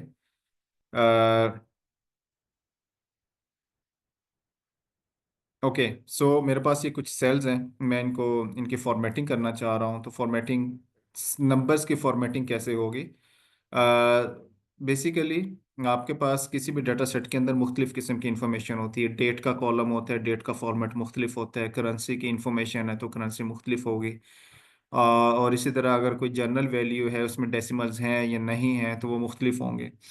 तो एक्सेल बहुत सारी सेल्स को डिफरेंट फॉर्मेटिंग के कॉन्टेक्स्ट में लेके चलता है। मिसाल के तौर पे मेरे पास ये कुछ एरिया है, मैं इस कॉलम के ऊपर ज़रा ज़्यादा फोकस करता हूँ। हमारे पास ये जो कॉलम्स हैं, ई कॉलम, एफ, जी, एच, नंबर्स के कॉन्टेक्स्ट में, अगर आप चाहते हैं कि आप इसकी फॉर्मेटिंग करना चाह रहे हैं किसी भी सेल की, किसी भी कॉलम की, तो उसके लिए हमारे पास दो ऑप्शंस होते हैं। एक तो ये कि आपको ये पता होना चाहिए कि ये वेरिएबल है क्या, या ये कॉलम है क्या। मुझे ये पता है कि ये बर्थडे है, मतलब ये कॉलम, ई कॉलम मुझे बर्थडे बता रहा है, तो इसका मतलब ये सिंपल नंबर है। ठीक है। अब इसकी फॉर्मेटिंग के दो ऑप्शंस हैं। एक तो मैं राइट क्लिक करके यहाँ पर आऊँगा फॉर्मेट सेल के ऊपर, इसके ऊपर मैं क्लिक करता हूँ, तो मेरे सामने इस सेल की फॉर्मेटिंग के हवाले से मुख्तलिफ ऑप्शंस, मुख्तलिफ टॉपिक्स मेरे सामने आ जाएंगे, लेकिन जो हमारा कंसर्न टॉपिक है वो ये लिस्ट है जो अभी बाय डिफ़ॉल्ट हमारे सामने खुली हुई है। इसको नंबर बोलेंगे। नंबर के अंदर हमारे पास ये कैटेगरी है। इसी तरह इसी सेल की फॉर्मेटिंग के हवाले से हमारे पास अलाइनमेंट के कुछ ऑप्शंस मौजूद हैं। इसी तरह अलाइनमेंट के अंदर आप उसकी एडजस्टमेंट कर सकते हैं। मैं थोड़ा सा क्विकली इसमें गो थ्रू करूंगा, फिर फॉन्ट आ जाता है, फिर बॉर्डर्स आ जाते हैं, फिर फिल आ जाता है, फिर प्रोटेक्शन आ जाती है। तो मैं इसके ऊपर फिलहाल नंबर के ऊपर बात करता हूँ। अगर तो ये नंबर सिंपल है, तो मैं जनरल बाय डिफ़ॉल्ट, ये जनरल के ऊपर है तो ये एज इट इज़ 13 ही जाएगा बाय डिफ़ॉल्ट। जनरल है, ठीक है। इसी तरह अगर मैं चाहता हूं कि मैं इसको प्रॉपर नंबर की शक्ल में मेंशन करूं, तो मैं इसके ऊपर जब क्लिक करूंगा तो यू सी कि इसके डिफरेंट फॉर्मेट्स आ जाएंगे। जैसे मैंने नंबर की कैटेगरी के ऊपर क्लिक किया, और रिमेंबर दैट कि हम इस टाइम कॉलम नंबर ई के पहले सेल के ऊपर हैं, 13 नंबर जो हाईलाइटेड है उसके ऊपर। तो मैं अगर ये चाहूँ इसको मैं ओके बटन प्रेस कर दूं, तो यू सी कि वही नंबर जिसको मैंने सेलेक्ट किया था इसमें येलो येलो हाईलाइट कर देता हूँ ताकि आपको पता चल जाए। उसकी फॉर्मेटिंग अब नंबर्स में शिफ्ट होगी, पहले वो जनरल था, अब वो डेसिमल्स भी अप्लाई होंगे। इसके कुछ शॉर्टकट्स भी हैं, वो भी मैं आपको बता देता हूँ। सिमिलरली अगर आप यहाँ पर देखें तो आपके पास होम मेन्यू के अंदर नंबर्स का एक कैटेगरी है। अगर आप डेसिमल्स को इंक्रीज या डिक्रीज करना चाह रहे हैं तो आप इसको यहाँ पे शॉर्टकट के तौर पे डिक्रीज करेंगे, डबल क्लिक करेंगे या सिंगल क्लिक करेंगे तो डिक्रीज हो जाएंगे। अगर आप डेसिमल्स बढ़ाना चाह रहे हैं तो आप इंक्रीज डेसिमल्स के ऊपर क्लिक करते जाएं तो वो डेसिमल्स बढ़ते जाएंगे, ठीक है। इंक्रीज डिक्रीज दोनों का ऑप्शन आपके पास मौजूद है। अगर आप चाहते हैं कि आप प्रॉपर वे से जाकर काम करना चाहें तो यस काशिफ साहब, मैं एक मिनट ज़रा इसको ज़रा इसको कंप्लीट कर लूँ, फिर मैं आपके क्वेश्चन की तरफ आता हूँ। इसी तरह आप यहाँ पर भी डेसिमल्स के ऊपर क्लिक कर सकते हैं, तो यू सी जैसे जैसे नंबर्स बढ़ाते, डेसिमल्स बढ़ाते जाएंगे वहाँ पर भी आपके पास ये सिमिलर ऑप्शंस आते जा रहे हैं। और नीचे डायरेक्टरी के अंदर आपको उसका प्रॉपर वो रिव्यू भी दिखाता जा रहा है कि आपका नंबर कैसे दिखेगा। तो इट्स अप टू यू आप उसको कैसे देखना चाह रहे हैं। अगर आप चाहते हैं कि आप इस नंबर को जो हमने हाईलाइट किया है एज करेंसी मेंशन करना है। अच्छा, एक चीज़ मैं एक और चीज़ आपको बता दूं कि एक्सेल के अंदर बाय डिफ़ॉल्ट जब आप किसी भी नंबर को एंटर करते हैं तो वो बाय डिफ़ॉल्ट लेफ़्ट साइड पे होता है। मिसाल के तौर पे मैं एक नई शीट के ऊपर आता हूं और मैं यहाँ पर वन प्रेस करता हूं, तो यू सी कि ये जैसे ही वन प्रेस करूंगा तो ये बाय डिफ़ॉल्ट लेफ्ट साइड पे राइट साइड पे चला जाएगा। तो नंबर एक्सेल के अंदर हमेशा राइट साइड पे होते हैं। और अगर मैं कोई भी टेक्स्ट इंटर करूंगा, फॉर एग्जांपल इस्लामाबाद, तो ये यू सी कि वो लेफ्ट साइड पे रहेगा। मैंने थोड़ा सा उसको एक्सपेंड किया है, तो टेक्स्ट हमेशा बाय डिफॉल्ट लेफ्ट साइड पे होता है और नंबर हमेशा बाय डिफॉल्ट राइट साइड पे होता है। वाई? समटाइम्स आप किसी डाटा को एनालाइज कर रहे होते हैं तो आपको पता चल जाता है, अगर तो वो डाटा सेंटर में है इसका मतलब है ये कि प्रॉपर फॉर्मेटिंग नहीं हुई, ये प्रॉपर न्यूमेरिक फॉर्मेट में नहीं है, ये जनरल फॉर्मेट में है। और अगर वो डाटा या numbers with in column right side पे हैं तो फार्मूला लगाते हुए उसको एनालाइज करते हुए कोई अंदाजा हो जाता है फर्स्ट लुक के अंदर कि ये प्रॉपर नंबर्स की फॉर्मेटिंग है। फॉर एग्जांपल ये एरिया मेरे सामने है और ये जनरल की लुक दे रहा है मुझे। एक्सेल यूज़ करने के साथ ही पता चल गया कि ये इसकी फॉर्मेटिंग होने वाली, ये नंबर्स की फॉर्मेटिंग में नहीं। अगर मैं इसको मैं कंफर्म करना चाहूँ तो जैसे मैं फॉर्मेट के ऊपर क्लिक करूंगा तो यू सी ये जनरल की फॉर्मेटिंग है। अगर मैं नंबर के ऊपर क्लिक कर लूँ तो ये लेफ्ट साइड पे जाना, राइट साइड पे जाना चाहिए। खैर अभी तक नहीं गया, लेकिन ये है कि इसके जो फॉर्मेटिंग और नंबर्स के कॉन्टेक्स्ट में थे। और नंबर में हम क्यों शिफ्ट करते हैं, क्योंकि जब हमने इसके ऊपर फार्मूलाज अप्लाई करने होते हैं तो नंबर की फॉर्मेटिंग होना ज़रूरी है, उसका नंबर के फॉर्मेट के ऊपर शिफ्ट होना ज़रूरी है। जी काशिफ साहब, आप कुछ कहना चाह रहे हैं? जी सर, आप ये जिस सेल को आपने हाईलाइट किया हुआ है इसमें आपने फॉर्मेटिंग में जाके उसके जो पॉइंट के बाद डेसिमल लगाए, उसके नंबर बढ़ाए, दो जी तीन जी, चार हाँ जी। पाँच जितने भी किए, ठीक जी है। जी। सेल में तो वो शो हो रहे थे, लेकिन ऊपर फार्मूला बार में वो शो नहीं हो रहे थे। ऊपर फार्मूला बार में सिर्फ 13 शो हो रहा है। मेरे ख्याल में फार्मूला बार में शो होने भी नहीं चाहिए डेसिमल्स, क्योंकि वो तो सिर्फ सेल के अंदर की वैल्यू है ना। फार्मूला बार के अंदर तो सिर्फ नंबर शो होना चाहिए। मिसाल के तौर पे मैं यहाँ पे एक नंबर है 48.56, मैं इसको अगर इंटर कर दूं तो यहाँ पे वैसे शो हो रहा है, लेकिन अगर मैं इसके बैकएंड पे जाके देखूं, क्योंकि ये जनरल वैल्यू यहाँ पे इंटर हुआ है, अगर मैं इसके फॉर्मेट के बैकएंड पे जाके देखूं तो यू सी जनरल वैल्यू है। अगर मैं इसी एफ कॉलम के इस पहले नंबर को मैं अगर इस नंबर्स में जाके इसके डेसिमल्स इंक्रीज कर देता हूँ या 2 3 4 कर देता हूँ, जैसे आपको यहाँ पर नजर आ रहे हैं, तो यू सी कि हमारे पास यहाँ पे वो 4 डेसिमल्स नहीं है। तो ये इसका एक डिफरेंस है कि सेल के अंदर तो आप डेसिमल्स बढ़ाते जा रहे हैं, लेकिन एक्चुअल में जो हमने टाइप किया था वो यहाँ पर वही शो हो रहा है। तो सिमिलरली एक्चुअल नंबर 13 था, डेसिमल्स बैकएंड पे जाके हमने इंक्रीज डिक्रीज कर लिए, लेकिन यहाँ पर वही नंबर शो हो रहे हैं। तो ये एक डिफरेंस है इसमें। क्लियर? जी। ओके। सो किसी भी सेल को, किसी भी नंबर को फॉर्मेट करने का एक दूसरा तरीका है। मिसाल के तौर पे मेरे पास ये नंबर है 18, मैं सेकंड नंबर को, सेकंड सेल को मैं हाईलाइट कर लेता हूँ। तो इसमें एक तो हम राइट क्लिक करके फॉर्मेट पे जाते हैं यहाँ पर, और दूसरा हमारे पास यहाँ पर एक ऑप्शन यहाँ पर भी है, general, number, currency, counting, start date, long date, time वगैरह, वो सारी चीज़ें यहाँ पर भी मौजूद हैं। फॉर एग्जांपल मैं यहाँ पर मैं ये चाह रहा हूँ कि मेरे पास ये जो नंबर्स हैं इसको मैं करेंसी के तौर पे मेंशन कर लूँ, या लेट से मैं इसी को लेके चलता हूँ, इसके मैं डेसिमल्स में रिमूव कर रहा हूँ और मैं इसको एज करेंसी मेंशन करना चाह रहा हूँ इस सारी रेंज को। तो let me highlight with this colour. मैं ये चाह रहा हूँ कि मैं इसको एज करेंसी या किसी और फॉर्मेट में मेंशन करूँ, तो मैं इसके यहाँ पे डायलॉग बॉक्स में आ जाऊंगा और करेंसी पे क्लिक करूंगा। करेंसी में अगेन आपके पास ये ऑप्शन है कि आप डेसिमल्स ऐड करना चाह रहे हैं या नहीं करना चाह रहे हैं। अगर आप नहीं करना चाह रहे तो उसको जीरो पे ले आइए, और यहाँ पर करेंसी के अंदर आपके पास यहाँ पर एक लिस्ट आ जाती है, सिंबल्स नन। इस ड्रॉप डाउन के ऊपर जब आप क्लिक करेंगे तो दुनिया की सारी करेंसीज आपके सामने यहाँ पर आ जाएंगे। फॉर एग्जांपल मैं यहाँ पर पाकिस्तान करेंसी मेंशन करना चाह रहा हूँ, तो एक तो ऑप्शन ये है कि आप इसको ड्रैग डाउन करके पी तक ले आए, क्योंकि पी फॉर पाकिस्तान। और दूसरा ऑप्शन ये है कि आप इसमें अगर पी मेंशन कर दें, तो वो ये देखिए कि मैं पी प्रेस करता जा रहा हूँ इस डायरेक्टरी में, और वो उसको खुद ही फाइंड आउट करता जा रहा है। तो यू सी पी के आर मेरे पास यहाँ पर आ गए, पी के आर। तो मैंने यहाँ से पी के आर करेंसी सेलेक्ट कर ली। अब मैं इसको जब ओके का बटन प्रेस करूंगा तो मेरे पास यहाँ पर पी के आ गए। तो एनी नंबर, एनी डिजिट जिस जो एक्सेल के अंदर इंटर है, उसको अगर आप उसकी करेंसी के साथ रिफ्लेक्ट करना चाह रहे हैं for any purpose, for any analysis या एनी डाटा टाइप, तो आप उसको चेंज कर सकते हैं। अब इसमें यूएसडी भी आ सकता है, इसमें यूरोस भी आ सकते हैं, दुनिया जहाँ की सारी करेंसीज हैं। You must know the method कि वो उसको करेंसी में कैसे शिफ्ट करना है। फॉर एग्जांपल मैं इसको एक और चीज़ में अप्लाई करके देख लेते हैं। हमने करेंसी चेक कर ली। फॉर एग्जांपल मेरे पास यहाँ पर एक और एरिया है, जी कॉलम है, इसमें फर्दर देख लेते हैं क्या ऑप्शन है हमारे पास। अगेन यहाँ पर करेंसी हो गया, अकाउंटिंग है। जब आप अकाउंटिंग के ऊपर क्लिक करते हैं तो अकाउंटिंग में बाय डिफ़ॉल्ट जो उसकी सेटिंग है उसने उसी के ऊपर उसको शिफ्ट कर दिया है। फॉर्मेट सेल में जाऊँगा अकाउंटिंग में, तो अगेन जब आप अकाउंटिंग मेंशन कर रहे हैं तो अकाउंटिंग यूजली डॉलर साइन में होती है। जब भी कोई आप बैलेंस शीट वगैरह प्रिपेयर करें या अकाउंट्स का कोई भी काम करें, और उसमें प्लस डेसिमल्स भी होते हैं, तो इसमें भी आपका आपके पास चॉइस है, करेंसी और अकाउंटिंग सेम सेम है। आप इसमें से किसी भी ऑप्शन के ऊपर क्लिक कर लें और अकाउंटिंग को आप वैसे ही मेंशन कर दें। फॉर एग्जांपल अगर आप इसमें डेट को मेंशन करना चाह रहे हैं तो लेट मी टाइप सम डेट हेयर, जो कि हमारे पास इस डेटाबेस के अंदर फिलहाल नहीं है।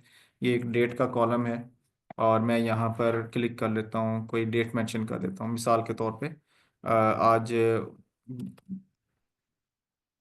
या 19 तारीख है, 19 नवंबर 2024। ये मैंने एक डेट मेंशन की। अगर मैं चाहता हूँ कि इसमें इसकी फॉर्मेटिंग कर लूँ, तो मैं फॉर्मेट सेल के ऊपर आऊँगा और डेट के अंदर हमारे पास यूसी के एक हमारे पास पूरी डायरेक्टरी है डेट के फॉर्मेट्स के हवाले से। आपको जिस किस्म का डेट का फॉर्मेट पसंद है आप वैसे ही उसमें मेंशन कर लें। मिसाल के तौर में ये चाहता हूँ कि इसमें दिन का भी नाम आए, महीने का भी नाम आए, और डेट डे भी आ जाए, मंथ भी आ जाए, तो मेरे पास सेकंड ऑप्शन है। अगर मैं इसके ऊपर क्लिक करूं तो यू सी कि उसने उसी मेरे डेट को, जो मैंने नंबर एंटर किया था, उसको उसने इस फॉर्मेट में मेंशन कर दिया है। And if you see the formula बार यहाँ पर, तो आपके पास यहाँ पर डेट ही मेंशन हुई है क्योंकि ये फार्मूला बार है, तो उसने इसको एज इट इज़ मेंशन कर दिया। अगर मैं इसके फर्दर कुछ फॉर्मेट्स एक्सप्लोर करना चाहूँ तो यू सी, अगर आपको लगता है कि आपने सिर्फ महीना और दिन मेंशन करना है या इसमें से कोई और फॉर्मेट आपने पिक करना है, तो जैसे 14 मार्च का एक फॉर्मेट है, तो यू सी 19 नवंबर 2024। तो यू हैव ऑप्शन कि आप इसको किस तरीके से डेट के फॉर्मेट के अंदर मेंशन करना चाह रहे हैं। There are many formats. आप विद टाइम मेंशन करना चाह रहे हैं तो विद टाइम मेंशन कर दीजिए। सी व्हाट हैपन्स कि उसने उसको डेट के साथ उसके टाइम को भी मेंशन कर दिया है।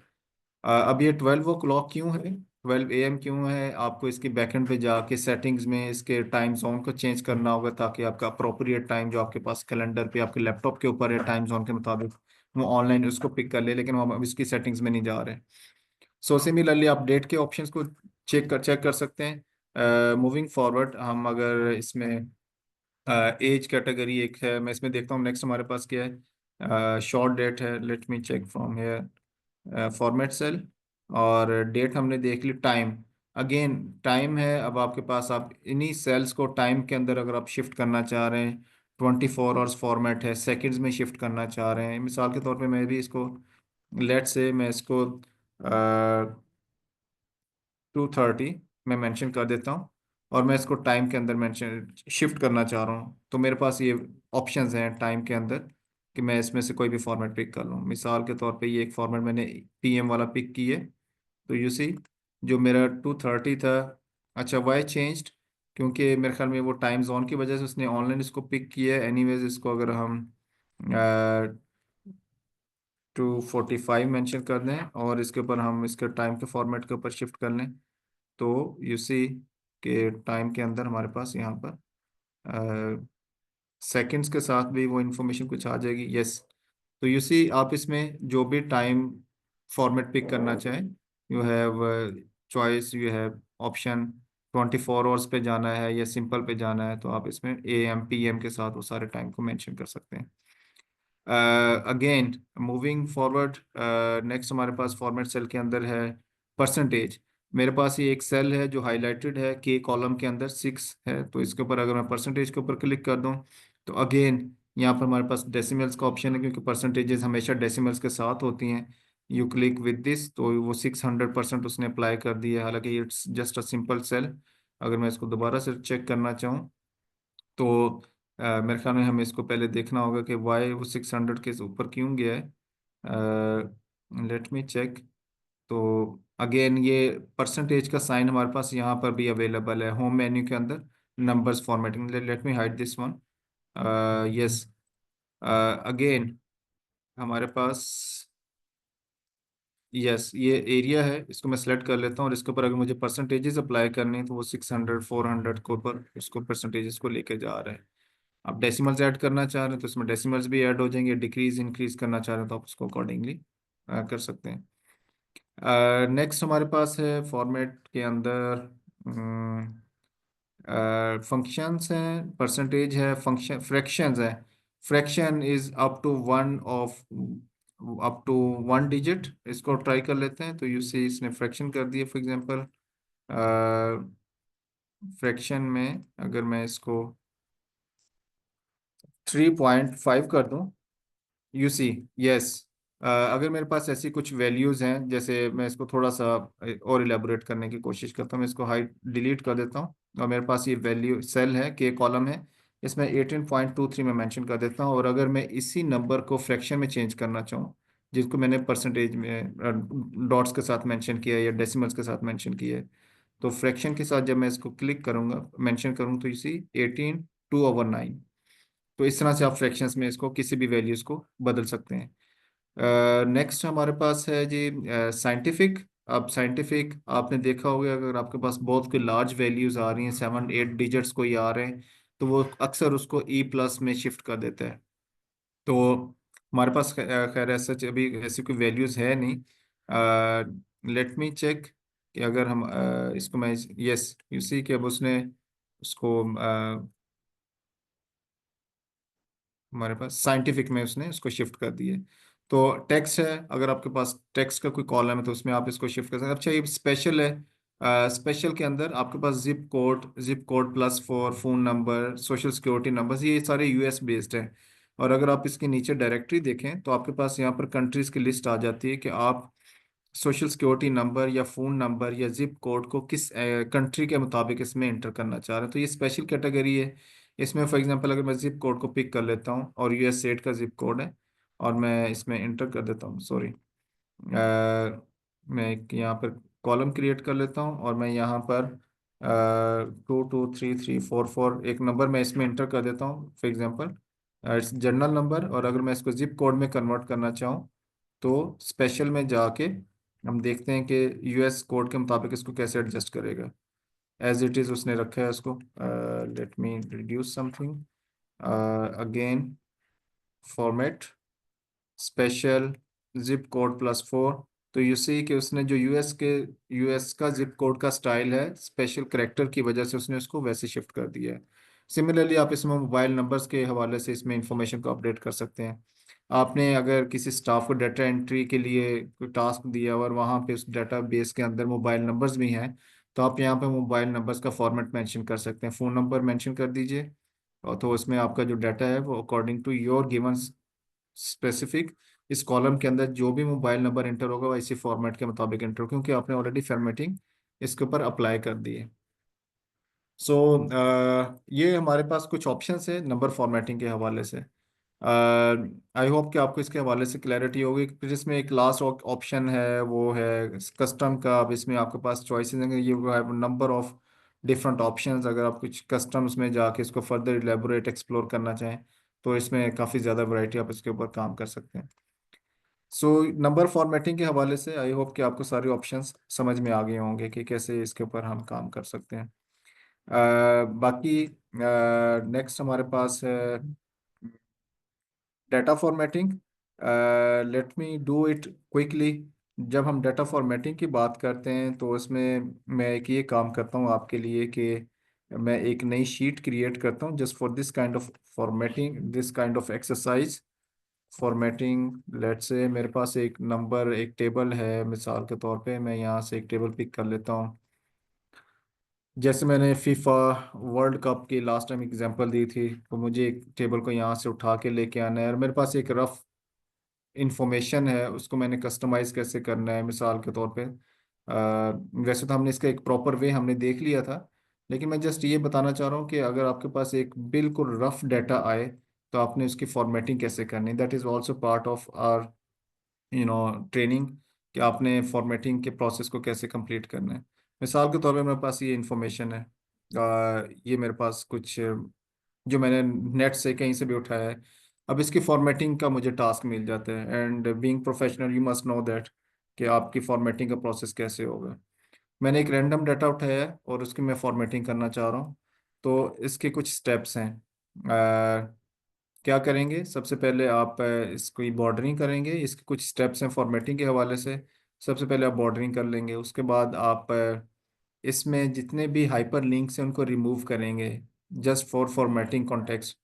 ठीक है, तो मैं इसको राइट क्लिक करूं अगर, तो यहाँ पर मेरे पास एक ऑप्शन आ रहा है रिमूव हाइपर लिंक का। सबसे पहले मैं इसको रिमूव करूंगा। जैसे मैंने हाइपर लिंक्स रिमूव किए तो मेरा बहुत सारा डाटा स्क्वीज हो गया। ठीक है। अब मेरे पास कुछ फ्लैग्स हैं, उनको मुझे रिमूव करना है। If you have big data तो आपको मैन्युअली कुछ चीज़ों को देखना होगा। मैं वन बाय वन सारे फ्लैग्स को या इमेजेस, ये बेसिकली फ्लैग्स जो हैं ये इमेजेस हैं, इसको मैं पिक करता जा रहा हूँ और मैं इसको डिलीट करता जा रहा हूँ।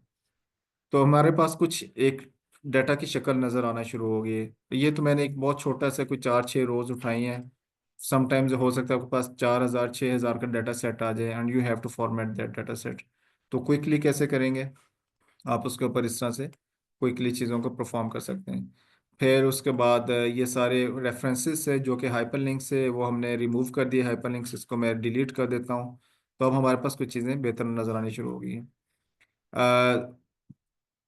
बॉर्डरिंग, उसके बाद सबसे पहला जो दूसरा काम है वो हम करेंगे इसके font style. For example Calibri हमारे पास एक फॉन्ट स्टाइल है, मैं इसको पिक कर लेता हूँ। फिर उसके बाद आप आ जाइए इसके साइज के ऊपर। आप 10 12 13 जो भी आपका एक साइज, आप जो भी अप्रोप्रिएट आपको लगता है आप उसके मुताबिक इसको पिक कर लें। फिर उसके बाद अगर आप इसके ऊपर क्लिक कर लें सबसे, और उसके बाद एक चीज़ जो और है वो आपने इसकी एडजस्टमेंट करनी है कॉलम्स की। यू सी कि कुछ कॉलम्स हैं जो स्क्वीज हुए हैं, कुछ कॉलम्स हैं जो ठीक हैं। कहीं पे डाटा आपको रो के नीचे नज़र आ रहा है, कहीं पे ऊपर नज़र आ रहा है, तो इसकी एडजस्टमेंट हमें थोड़ी सी करनी होगी। तो इसका क्या तरीका है, आप इस टॉप लेफ्ट कॉर्नर के ऊपर देख सकते हैं, एक कॉलम से पहले आपके पास एक एरो नजर आ रहा है। जब आप इस एरो के ऊपर क्लिक कर लेते हैं तो पूरी की पूरी शीट आपकी सिलेक्ट हो जाती है। आप जब किसी भी कॉलम के ऊपर डबल क्लिक करते हैं, जहाँ पे मेरा आप देख सकते हैं, जब आपका कर्सर इस शेप में आ जाए जो ब्लैक आपको नजर आ रहा है, जब मैं किसी भी कॉलम के ऊपर इसको लेके आऊंगा तो उसकी शेप वैसे बन जाएगी। तो आप डबल क्लिक करेंगे तो आपके जो कॉलम्स की जो एडजस्टमेंट है वो अकॉर्डिंगली हो जाती है उसमें। मतलब आपका ज़्यादा काम उसमें, बजाय इसके कि आप एक एक कॉलम को पकड़ के ड्रैग करके लेफ्ट राइट करके उसकी एडजस्टमेंट करें, आप उसमें बिल्कुल सिंपल वे में इसको कर लेंगे। कुछ हमें मैनुअली भी सेट करने होते हैं, जैसे मैं लास्ट कर रहा हूँ और ये जी वाला कॉलम, ठीक है। अभी भी आप देखिए कि आपके डाटा की एडजस्टमेंट एज सच वैसी नहीं है, कुछ टेक्स्ट ऊपर नीचे है। तो हम उसमें अगेन इसी को सिलेक्ट करेंगे पूरी शीट को, और मैं यहाँ पर रो वाइज जाके इसको डबल क्लिक करता हूँ तो यू सी कि हमारे वो जो टेबल है उसकी लुक आपके सामने नजर आनी शुरू हो गई है। अब ये सेल ऐसा है जो हाईलाइटेड है, जो हमने मतलब जब कॉपी किया तो उस टाइम हमारे पास ये हाईलाइटेड था। तो उसको मैं अगर मैं नो फिल कर दूं तो हमारे पास ये इंफॉर्मेशन आ जाएगी इस तरह से, मतलब वो लुक बेहतर होनी शुरू हो जाएगी। अब हमारे पास कुछ हेडिंग्स हैं, इसको हम बोल्ड कर सकते हैं, हम इसको कलर दे सकते हैं, हम चाहें तो इसको इसके प्रॉपर एडजस्टमेंट कर सकते हैं। जैसे हमारे पास एक इंफॉर्मेशन है, अब इसमें सेल्स सारे डिफरेंट पोजीशंस पे हैं टेक्स्ट, अगर मैं इसको लेफ्ट कर दूं तो हमारे पास लेफ्ट हो जाएगा। सिमिलरली जो नंबर्स हैं, अगर हम चाहते हैं कि नंबर्स को राइट कर दें बीइंग अ नंबर, तो राइट साइड पे चले जाएंगे, टेक्स्ट हमेशा लेफ्ट साइड पे होता है। तो ये कुछ उसकी एडजस्टमेंट है।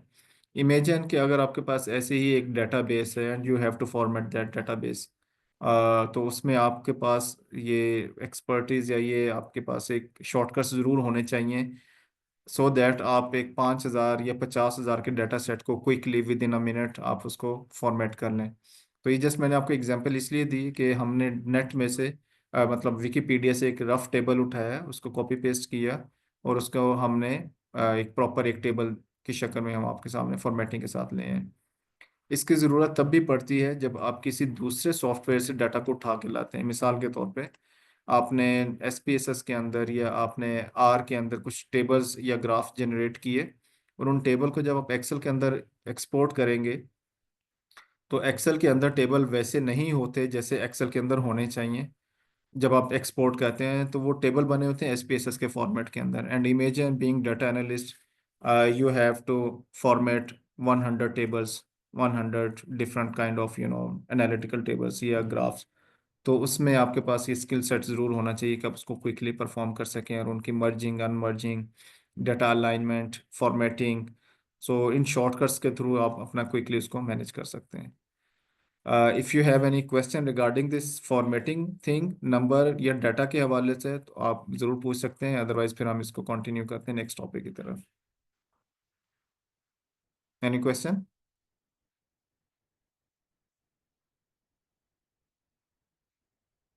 ओके, सो आई होप कि आप बोर नहीं हो रहे हैं। अगर आप बोर हो रहे हैं तो हम थोड़ा सा पॉज ले लेते हैं, ब्रेक ले लेते हैं, तो हम फिर हम नेक्स्ट पे चलते हैं। Are you with me? जी, जी सर, हम सुन रहे हैं सर।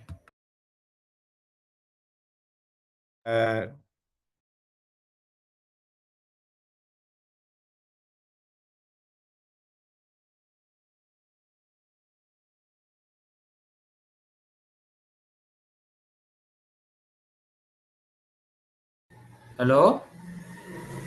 जी जी, मैं इधर ही हूँ, जस्ट जस्ट अ मिनट अच्छा, प्लीज। अच्छा।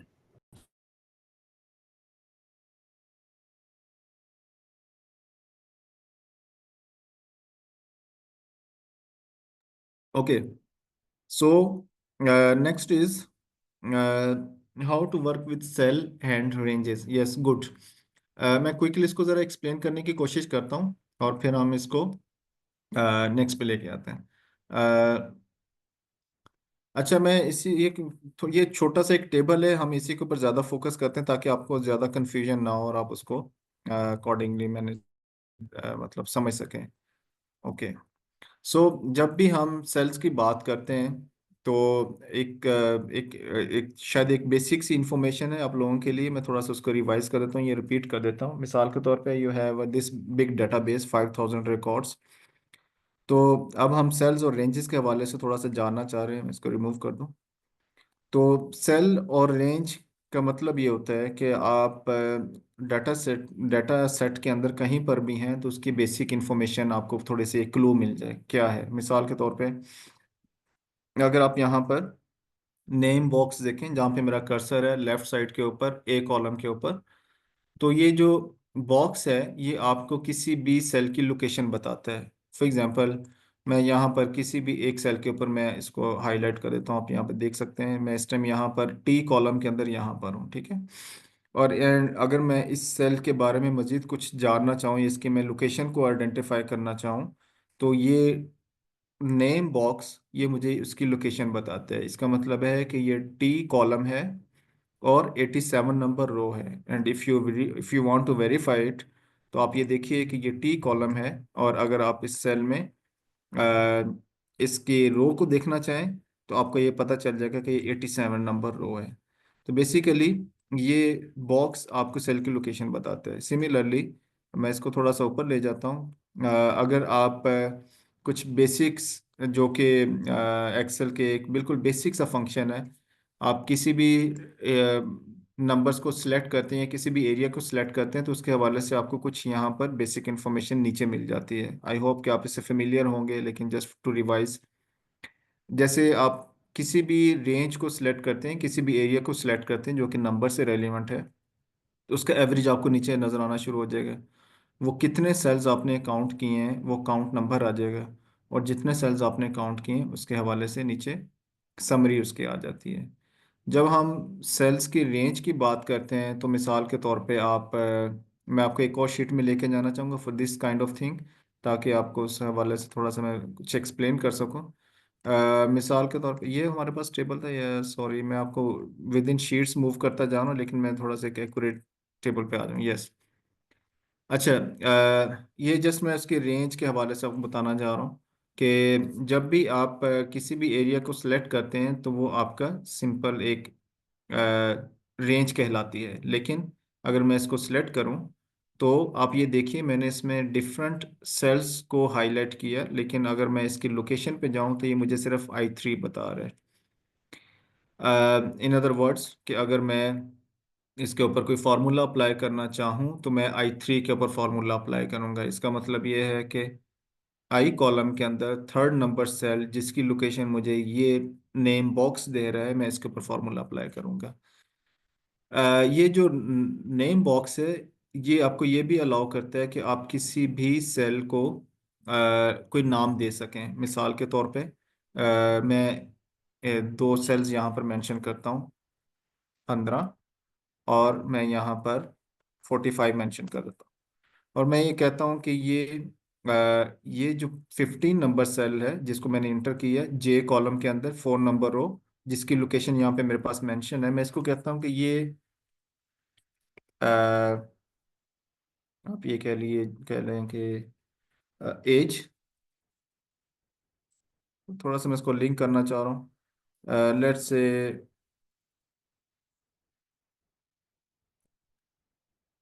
यहाँ से स्टार्ट करता हूँ। लेट्स से ये मेरे पास रेवेन्यू है, फॉर एग्जांपल मैं इसको रेवेन्यू का नाम दे देता हूँ, रेवेन्यू, ठीक है। अब जब मैं इस सेल के ऊपर आऊंगा तो मेरा जो नेम बॉक्स पहले मुझे J8 बता रहा था, अब उसने उसका नाम रेवेन्यू रख दिया है, क्योंकि मैंने इस सेल के लोकेशन के अंदर जाके इस 45 नंबर सेल को एक नया नाम दे दिया है।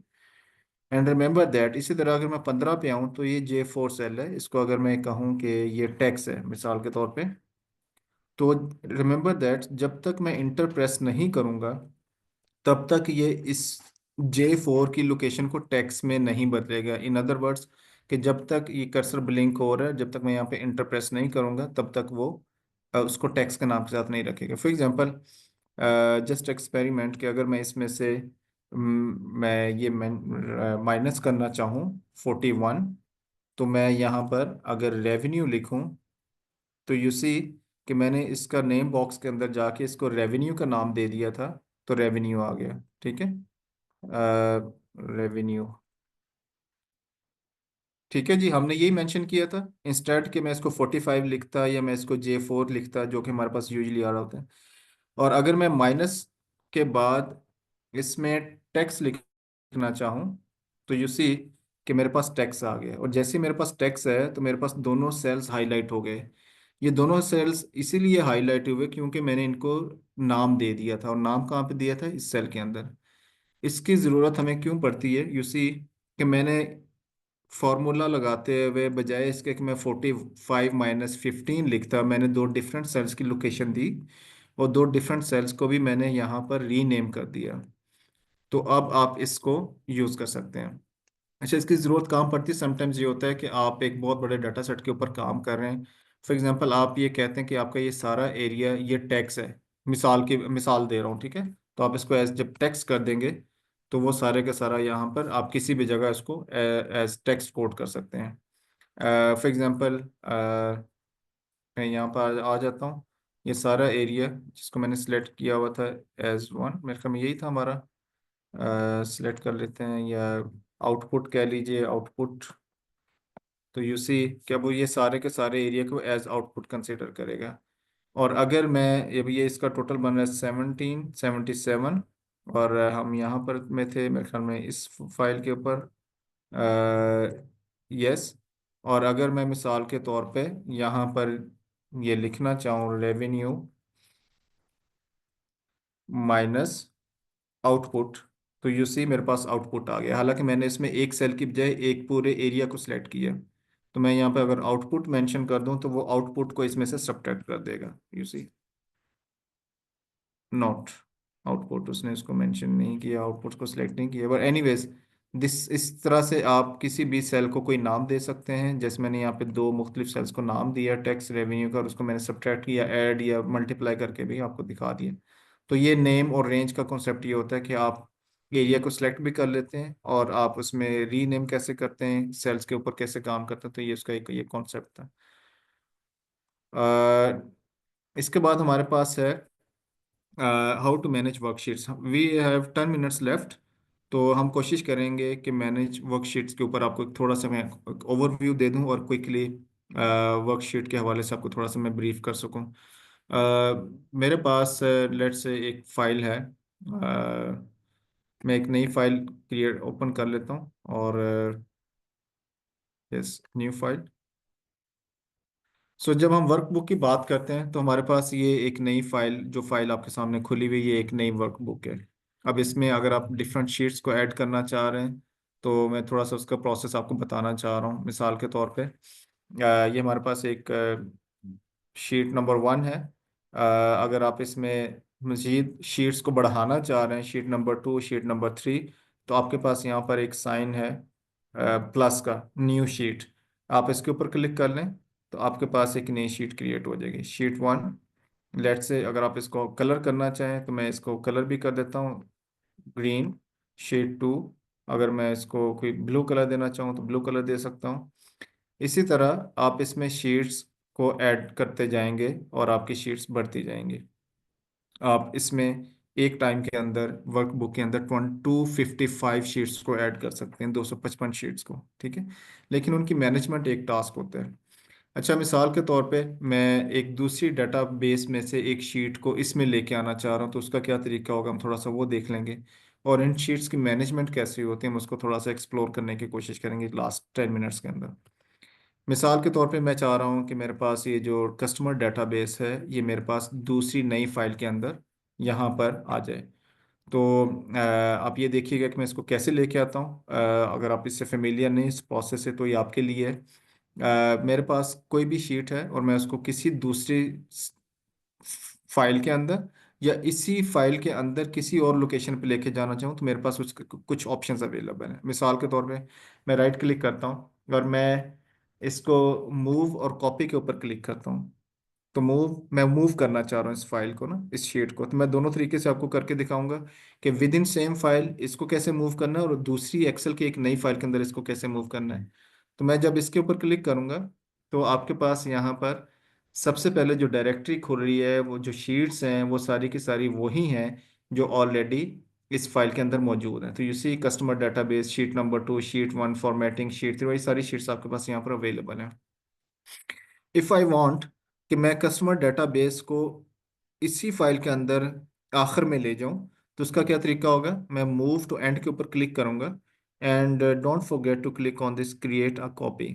अगर आप इसके ऊपर क्लिक नहीं करेंगे तो ये शीट यहाँ से उठेगी और आखिर में चले जाएगी, लेकिन मैं इसकी एक कॉपी क्रिएट करना चाह रहा हूँ। तो मैं इसके ऊपर क्लिक करूंगा, create a copy, press okay.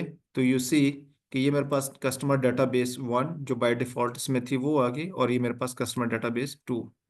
Remember that आपकी वर्कबुक के अंदर कोई भी शीट डुप्लीकेट नहीं हो सकती, सेम करेक्टर सेम अल्फ़ाबेट्स के साथ नहीं, तो उसमें कोई ना कोई एडिशन आपको लगाना पड़ेगा। अगर मिसाल के तौर पे, अगर मैं इसी को ही आखिर में 2 को रिमूव कर दूं और मैं इसको सेम नाम देना चाहूँ जो ऑलरेडी यहाँ पर है, तो एरर आ जाएगा। आप डबल क्लिक कर लें, देखिए यहाँ पे एरर आ गया। तो अगर आप उसमें को रीनेम नहीं भी करते तो एक्सेल उसको कॉपी पेस्ट करते हुए या नई शीट क्रिएट करते हुए एक नया एडिशनल नंबर दे देता है। अगर मैं इसको क्लोज कर दूं तो यू सी कि यहाँ पर जो हमारे पास बाय डिफ़ॉल्ट नंबर था वो 2 था ब्रैकेट्स के अंदर, तो हमने इसको 2 का नाम दे दिया। अगर मैं इसको एक नई फाइल के अंदर लेके जाना चाह रहा हूँ तो मूव कीजिए, इसके ऊपर आ जाएं।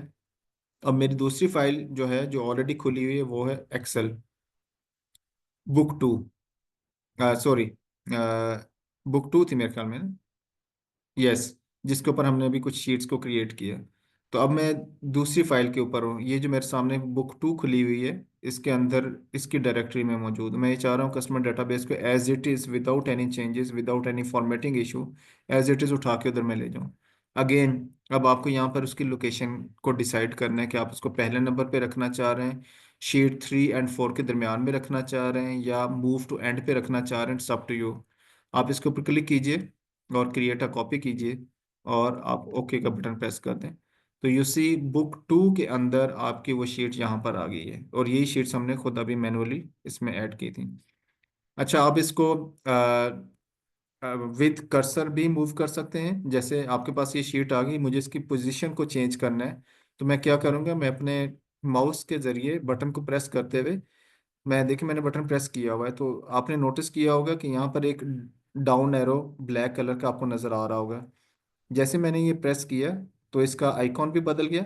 अब मैं अगर इसकी पोजीशन को चेंज करना चाहूँ तो मैं इसको मूव करता जा रहा हूँ और ब्लैक एरो वैसे वैसे मूव करता जा रहा है। और अगर मैं चाहता हूँ कि इस शीट को मैं उठा के शीट 5 के अराउंड रख दूँ, तो मैं यहाँ पर क्लिक करूँगा, तो यू सी कि वो कस्टमर डाटाबेस शीट 5 से पहले आ गई।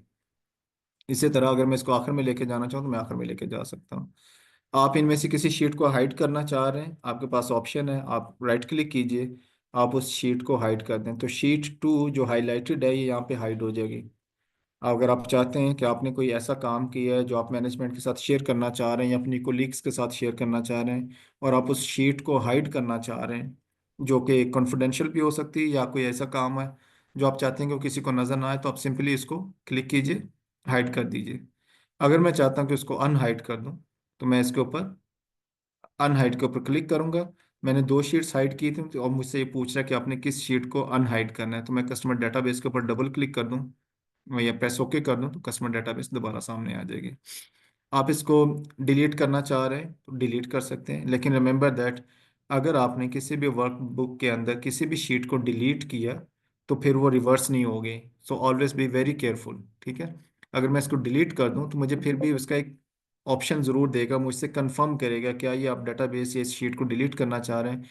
इफ़ आई क्लिक डिलीट तो ये कंट्रोल जी या अनडू करके ये वापस नहीं आएगी, तो इसलिए बी वेरी केयरफुल। अगर आप रीनेम करना चाह रहे हैं तो 2 तरीके हैं, आप इसको डबल क्लिक कर लें तो भी आप रीनेम कर सकते हैं। फॉर एग्जांपल मैं इसके आगे, सॉरी, मैं इसकी एक्चुअल जो नाम था उसका कस्टमर डाटाबेस या कोई भी एबीसी, कस्टमर डाटाबेस 2 या 5 या 6 7 जो भी आप रखना चाह रहे हैं वो कर दें।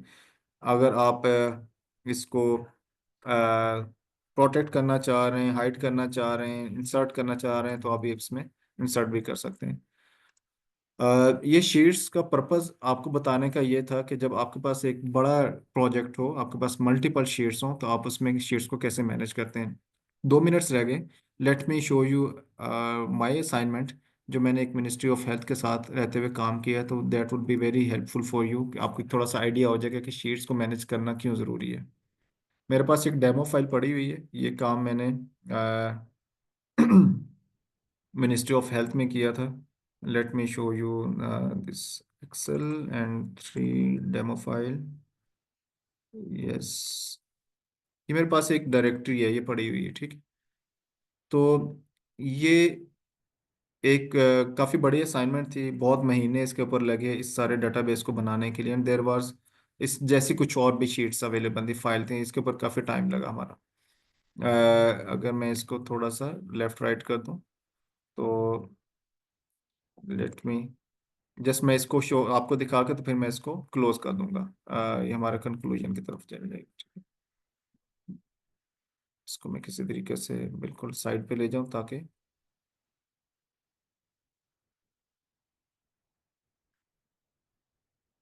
ठीक है।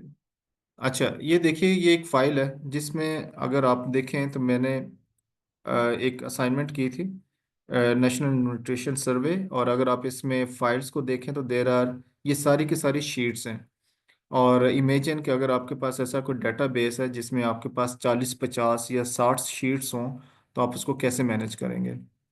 तो इसमें इस तरह के काम के अंदर आप ऑब्वियसली, अगर आप कवर पेज पे हैं और अगर आपके पास आपको शीट नंबर 10 या 20 पे जाना है, तो आप उसको ड्रैग नहीं करेंगे, आप ड्रैग करते करते थक जाएंगे। और अगर आपने वहाँ पे एक एडिट या एक चेंज किया और अगर आपने वापस होम पेज पे आना है, तो आप फिर उसमें आपको बहुत ज़्यादा टाइम वेस्ट होगा। तो basically there are different kind type of tables. फिर उसमें हमने कुछ हाइपर लिंक्स लगाए। तो ये जो कवर पेज है, जो जो इस कवर पेज आपको नजर आ रहा है, दैट्स ऑल हाइपर पेज, ठीक है ना। इसमें हाइपर लिंक्स है, सॉरी हाइपर पेज मैं कह रहा हूँ। और हाइपर लिंक हमने लास्ट क्लास में सीखा था कि हाइपर लिंक कैसे लगाते हैं।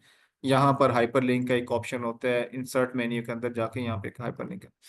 फॉर एग्जाम्पल, अगर मैं सिर्फ इसके टेबल्स को काउंट करूँ और मैं आपको बताना चाहूँ कि इसके इसके अंदर कितनी शीट्स हैं, तो देर आर 99 डिफरेंट शीट्स जो कि डिफरेंट टेबल्स बने हुए हैं, ठीक है। और अगर मुझे फॉर एग्जांपल किसी एक टेबल की शीट के ऊपर जाना है, जैसे table number 6-43, I don't know कि शीट नंबर कितना होगा, तो मैंने यहाँ पे हाइपर लिंक लगाया हुआ है, तो मैं इसके ऊपर क्लिक करूंगा तो मैं एग्जैक्टली उसी शीट के ऊपर चला जाऊंगा जो 6.43 था। अब इसके ऊपर वो सारे फॉर्मेट्स बने हुए हैं, हम इसके ऊपर डाटा को मैनेज कर सकते हैं।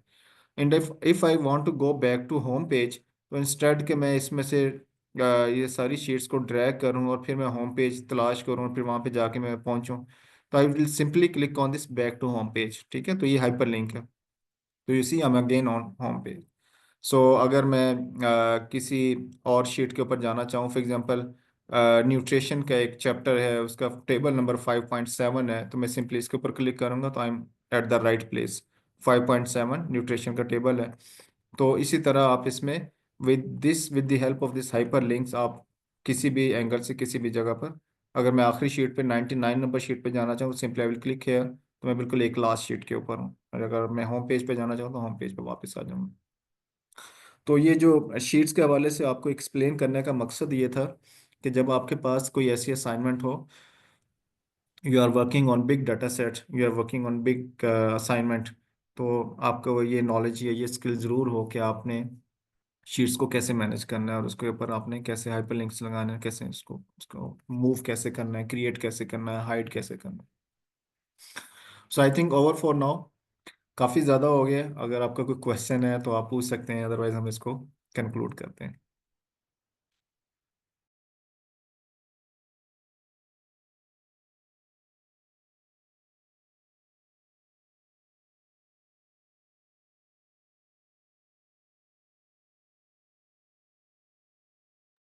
तो नो क्वेश्चन। ओके, मेरे ख्याल में इसको कंक्लूड करते हैं। नेक्स्ट इंशाल्लाह हम शुरू करेंगे फॉर्मेटिंग के हवाले से, फॉर्मेटिंग एक्सेल में। ये वो वाली फॉर्मेटिंग नहीं, ये कंडीशनल फॉर्मेटिंग है कि अब आपके पास डाटा सेट है तो अपनी कंडीशनल फॉर्मेटिंग कैसे अप्लाई करनी है, तो इंशाल्लाह हम उसके हवाले से कुछ सीखेंगे। सो साइनिंग ऑफ। इंशाल्लाह फिर नेक्स्ट थर्सडे को इंशाल्लाह आपसे दोबारा ऑनलाइन मुलाकात होगी। Thank you, Allah Hafiz.